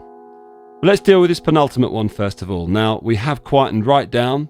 We're still playing in our key signature of D flat major. And we start off with a nice simple pair of F major root position arpeggios on compound beat 1. 1 and 2 and 3 and in fact that theme of having a 16th filled left hand arpeggio on compound beat 1 goes throughout this tutorial. First one is F minor. So 1 and 2 and 3 and 1, 2, 3, 1, 2, 3.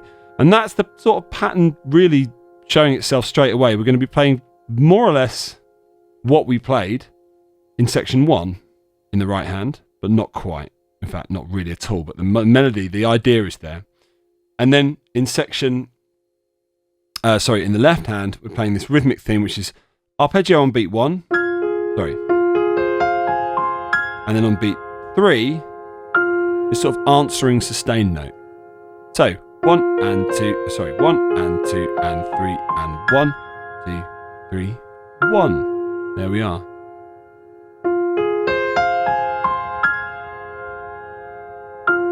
And that's how we open this thing.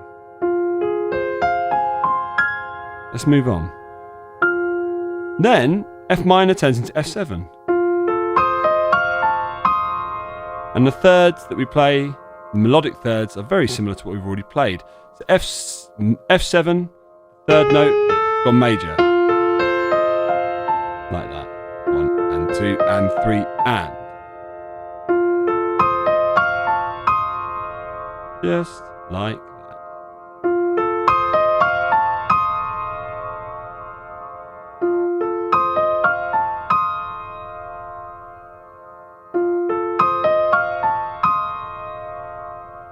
And what do we do on beat 3?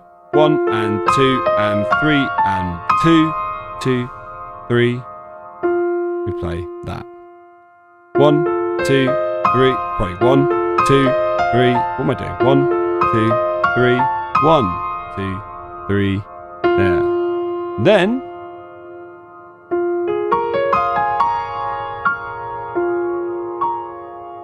we play this arpeggio, which I can't decide whether it's G flat 6 or whether it's B flat minor 7. I'm going to go with B flat minor 7. That's our compound beat number 1 arpeggio. Finger 4 on the A flat's important. Like that. 1, 2, 3, 1, 2, 3, and then another sustained answering F on compound beat 3. In the right hand, thirds in a similar way to we had in the previous videos. If you're going to count those, you've got duplicate quavers in beats 2 and 3, and triplet quavers in beats 1.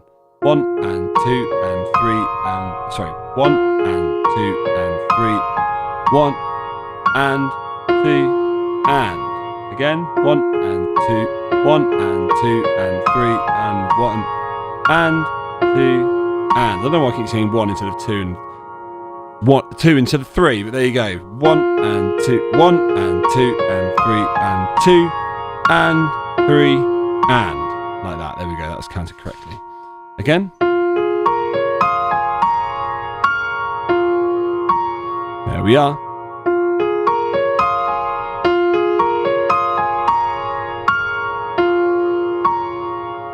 And again.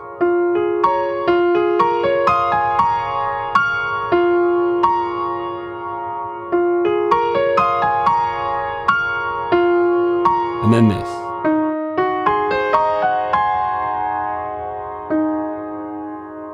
So that there, our arpeggio now has changed to A flat 7.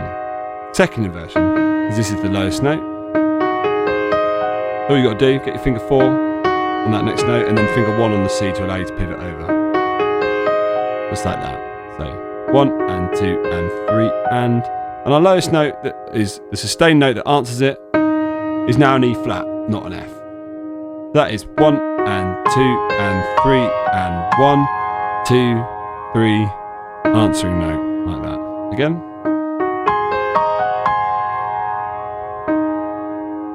And again.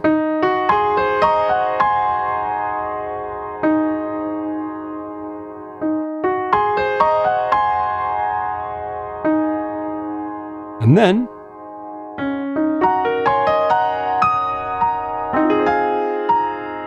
quite a lot more detail to this bar. We've still got our same pattern in terms of thirds playing the melody, and our left hand playing this arpeggio followed by a sort of answering compound beat 3. This time the arpeggio, that E flat minor 7.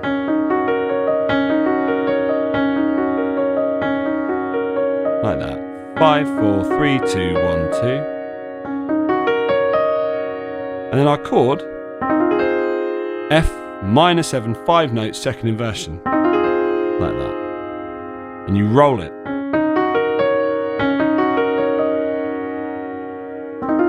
Like that.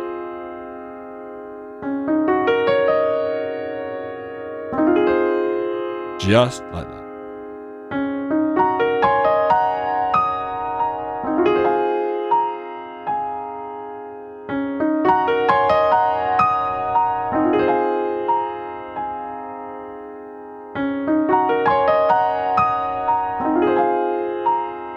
Our thirds in the right hand. Just like that. And then, love that bar. So in our left hand, the arpeggio now is C half diminished. Like that.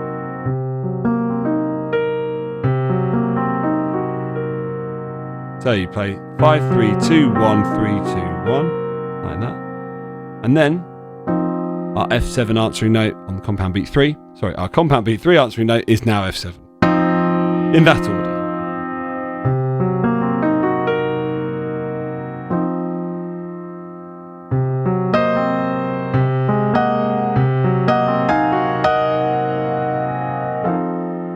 And again, more thirds in our right hand.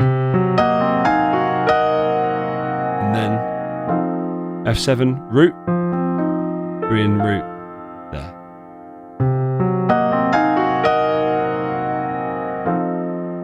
Just like that.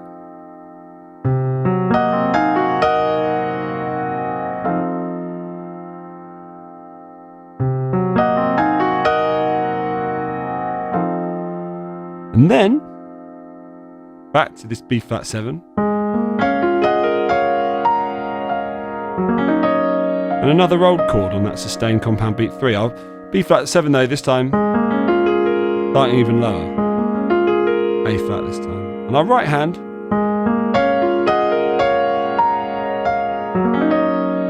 Finally has something other than just unison notes, which is just a note on its own, and thirds. We've got a second on compound beat 3. Pardon me.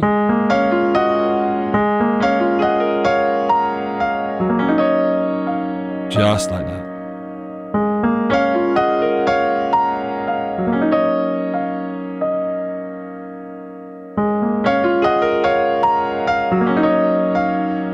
And then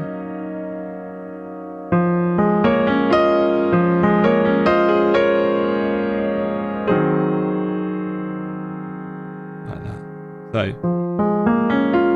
more B flat minor 7. Use your finger 4 on the A flat. Then you can pivot on the F. Get you up to that A flat.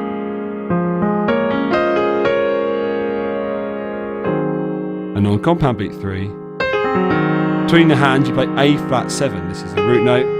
The 5th, the 7th, the 3rd, the root again, and the 3rd.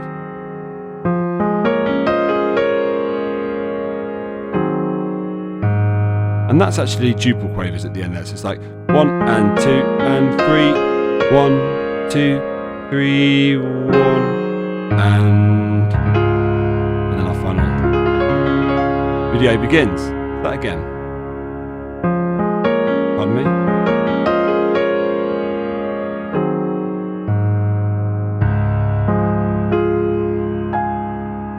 And again.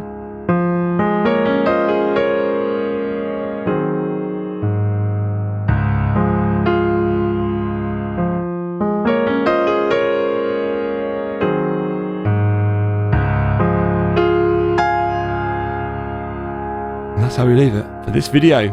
Okay, last one straight after this. Let's hear it again. Here it goes.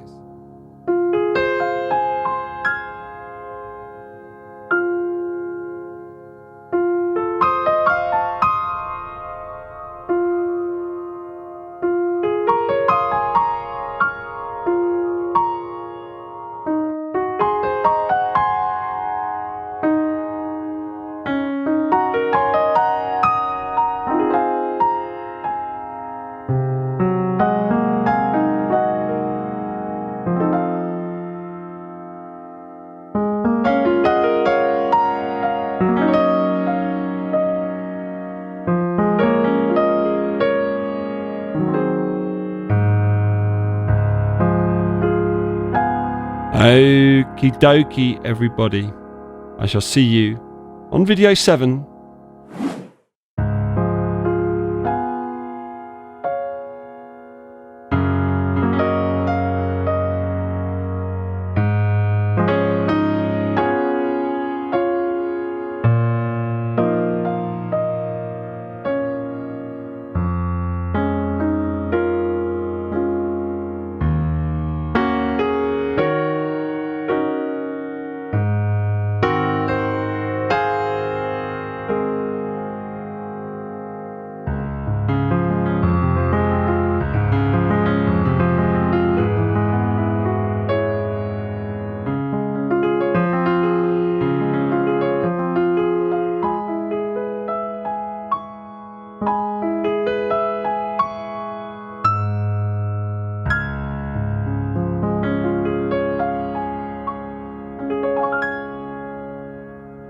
There we go.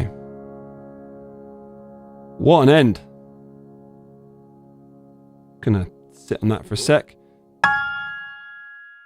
Okay. What do we do? This. That's how we start things off. So do you remember when we did that earlier on? We went like this. Right. Back in section 1. This time we do the section 7 version, which is no tied note. We just play a 5th. Same 3rd. Finger 1 and 2 on that 3rd. And then when we put this next 3rd in the right hand, we plonk down a C flat on compound beat 2. So if we were counting that, probably be like 1, 2, 3, 1, 2, 3, 1. Like that.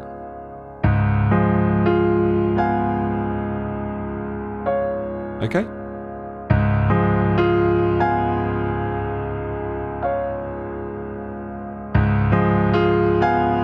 But of course you don't do it that fast or that loud. It's It's expressive. And longing. And the next bar, very similar to what we did in the previous video. In fact, exactly the same.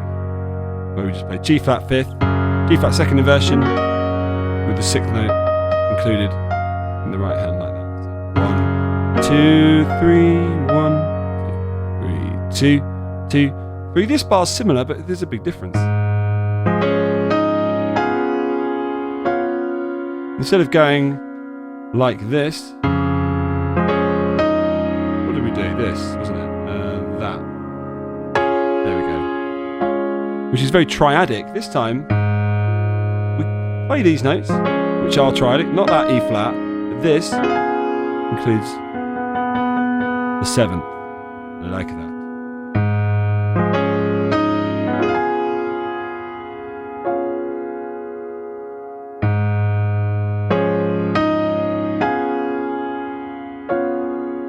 Just like that. So, pardon me.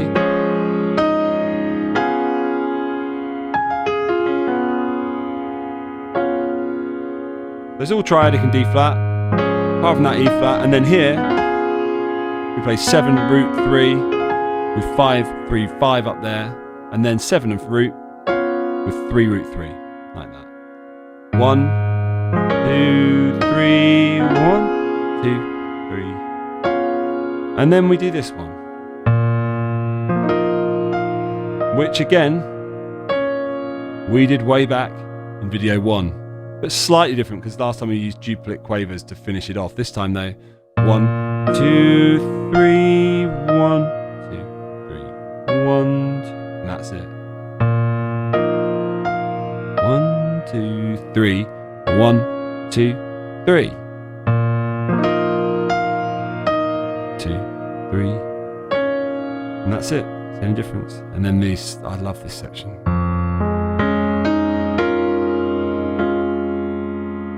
F in the bass, B flat minor, B flat major. 2 3 1 2 3 2 3. Just like that. And then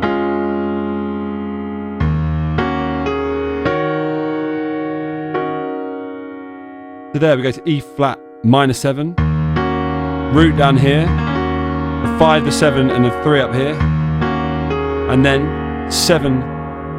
3 5 7 with root down there, and then another inversion of it there with our 7th note played here and our root note played by our left hand there. We're crossing over here. That again.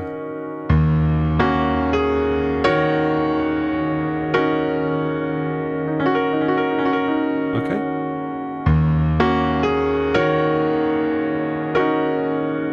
Again.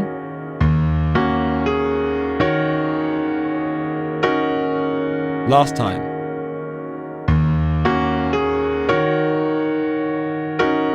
And then more of sort of the same.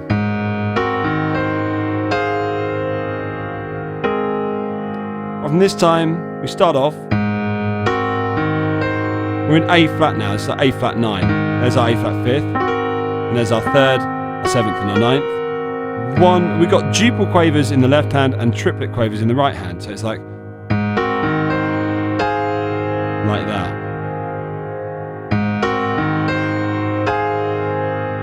And then we've got A flat 6, A flat 7.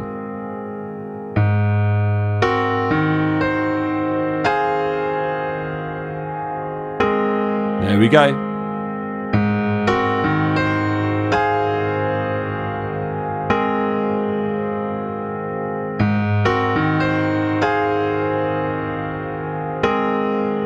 One more time.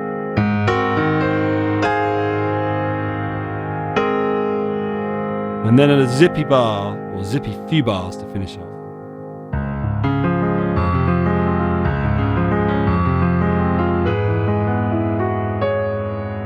Oh, I forgot my chordal note there. It's the same thing that we did at the start of video 3. D flat major, F minor. And then you repeat it, and there's nothing in the right hand yet. So D flat major, F minor, D flat major, F minor. And then when we go to our F flat major, or E, depending on how you want to think about it,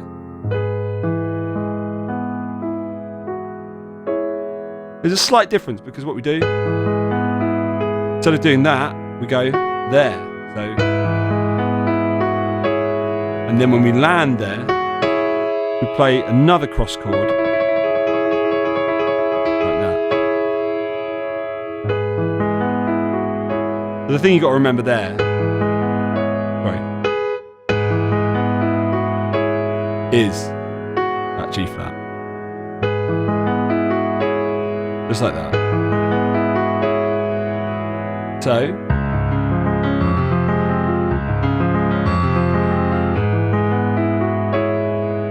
just like that. So slick.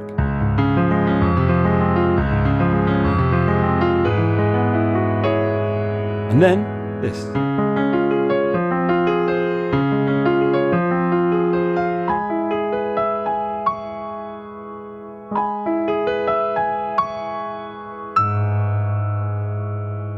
I'll teach you what happens next in a second. So we do this D flat major arpeggio, F minor, in this part of the piano, and then we drop in our F flat business.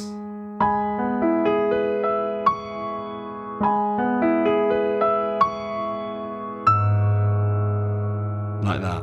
So F flat, and then D flat on compound beat 3, and then that time, actually I better do the counting for this one, so it's like this. Where are we? F minor, 1 and 2 and 3 and 2, 2, 3, 2 and 2, 2 and 2 and 3 and 3, 2, 3, 2, 1, 2, 3, 3. What am I doing? I'll do that again. F minor, 1, 2, 3, 1, 2, 3, 2, 3, 1, 2, 3, 1, 2, 3, 1, 2, 3. Like that. So F minor first of all on compound beat 1, 1, 2, 3, and then F flat, 1, 2, 2, 3, and then D flat on compound beat 3, 2, 3, and then F flat again, 2, 2, 3, D flat on beat 2, and then F flat with A flat down below, like that. Last time with that. F minor, 1, 2, 3, 1, 2, 3, and then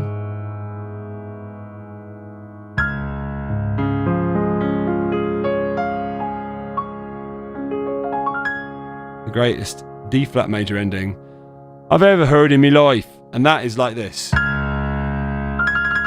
3rd and the 5th degree up here, okay, on compound beat 1, and then the left hand does nearly everything else. D flat major, root, 5, root, finger 5, and then everything until this D flat, and then drop that. So again, finger 5, everything D flat wise, till there, and then D flat 10, root 5, root 10, and then like a second inversion 4-note D flat major chord, all rolled.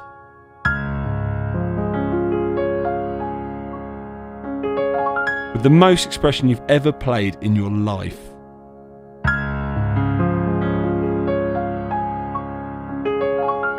I could just play that all day, but I might.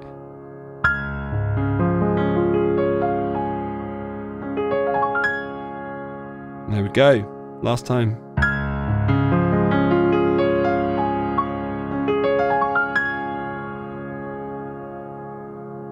You hold on to that until you're ready to let go, which I am now. There you go. Favourite piece of mine, favourite piece of many people. My grandmother was the one who got me into this many, many, many years ago. And I'm glad she did, and Debussy generally. And this sweet Burger Mask. Give it a listen. Listen to the 4th movement. Oh yeah, here we go.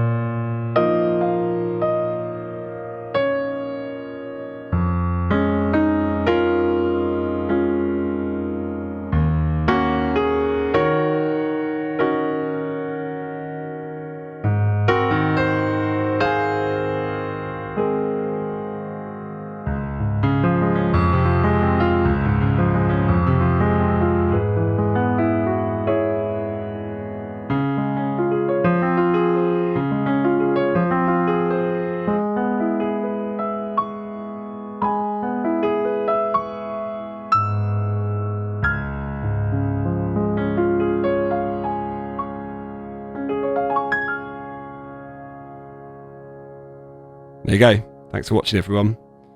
Got to play the whole song next. I've been itching to do the whole time I've been teaching these. Part 1.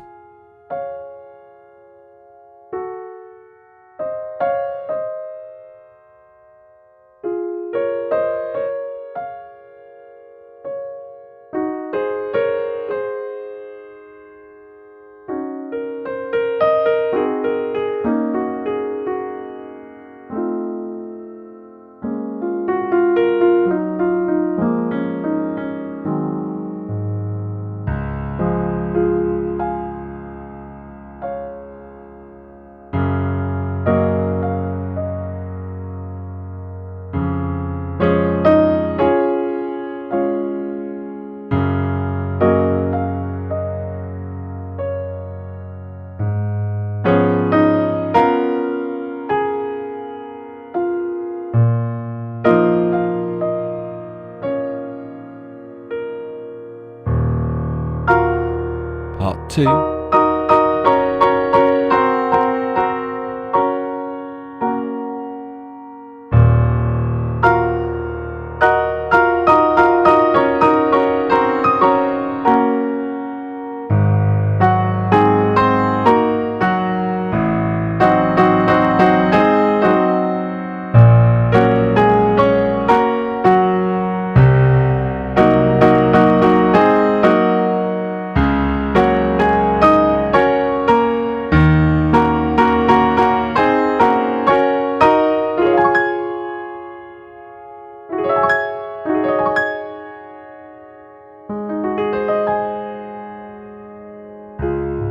Part 3.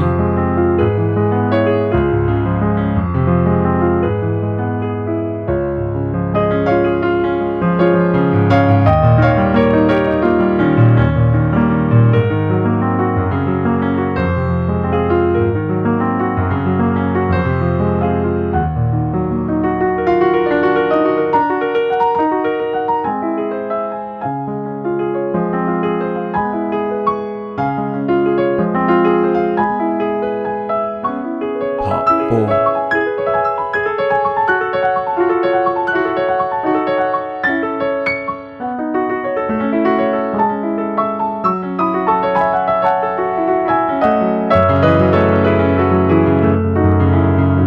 Part 5.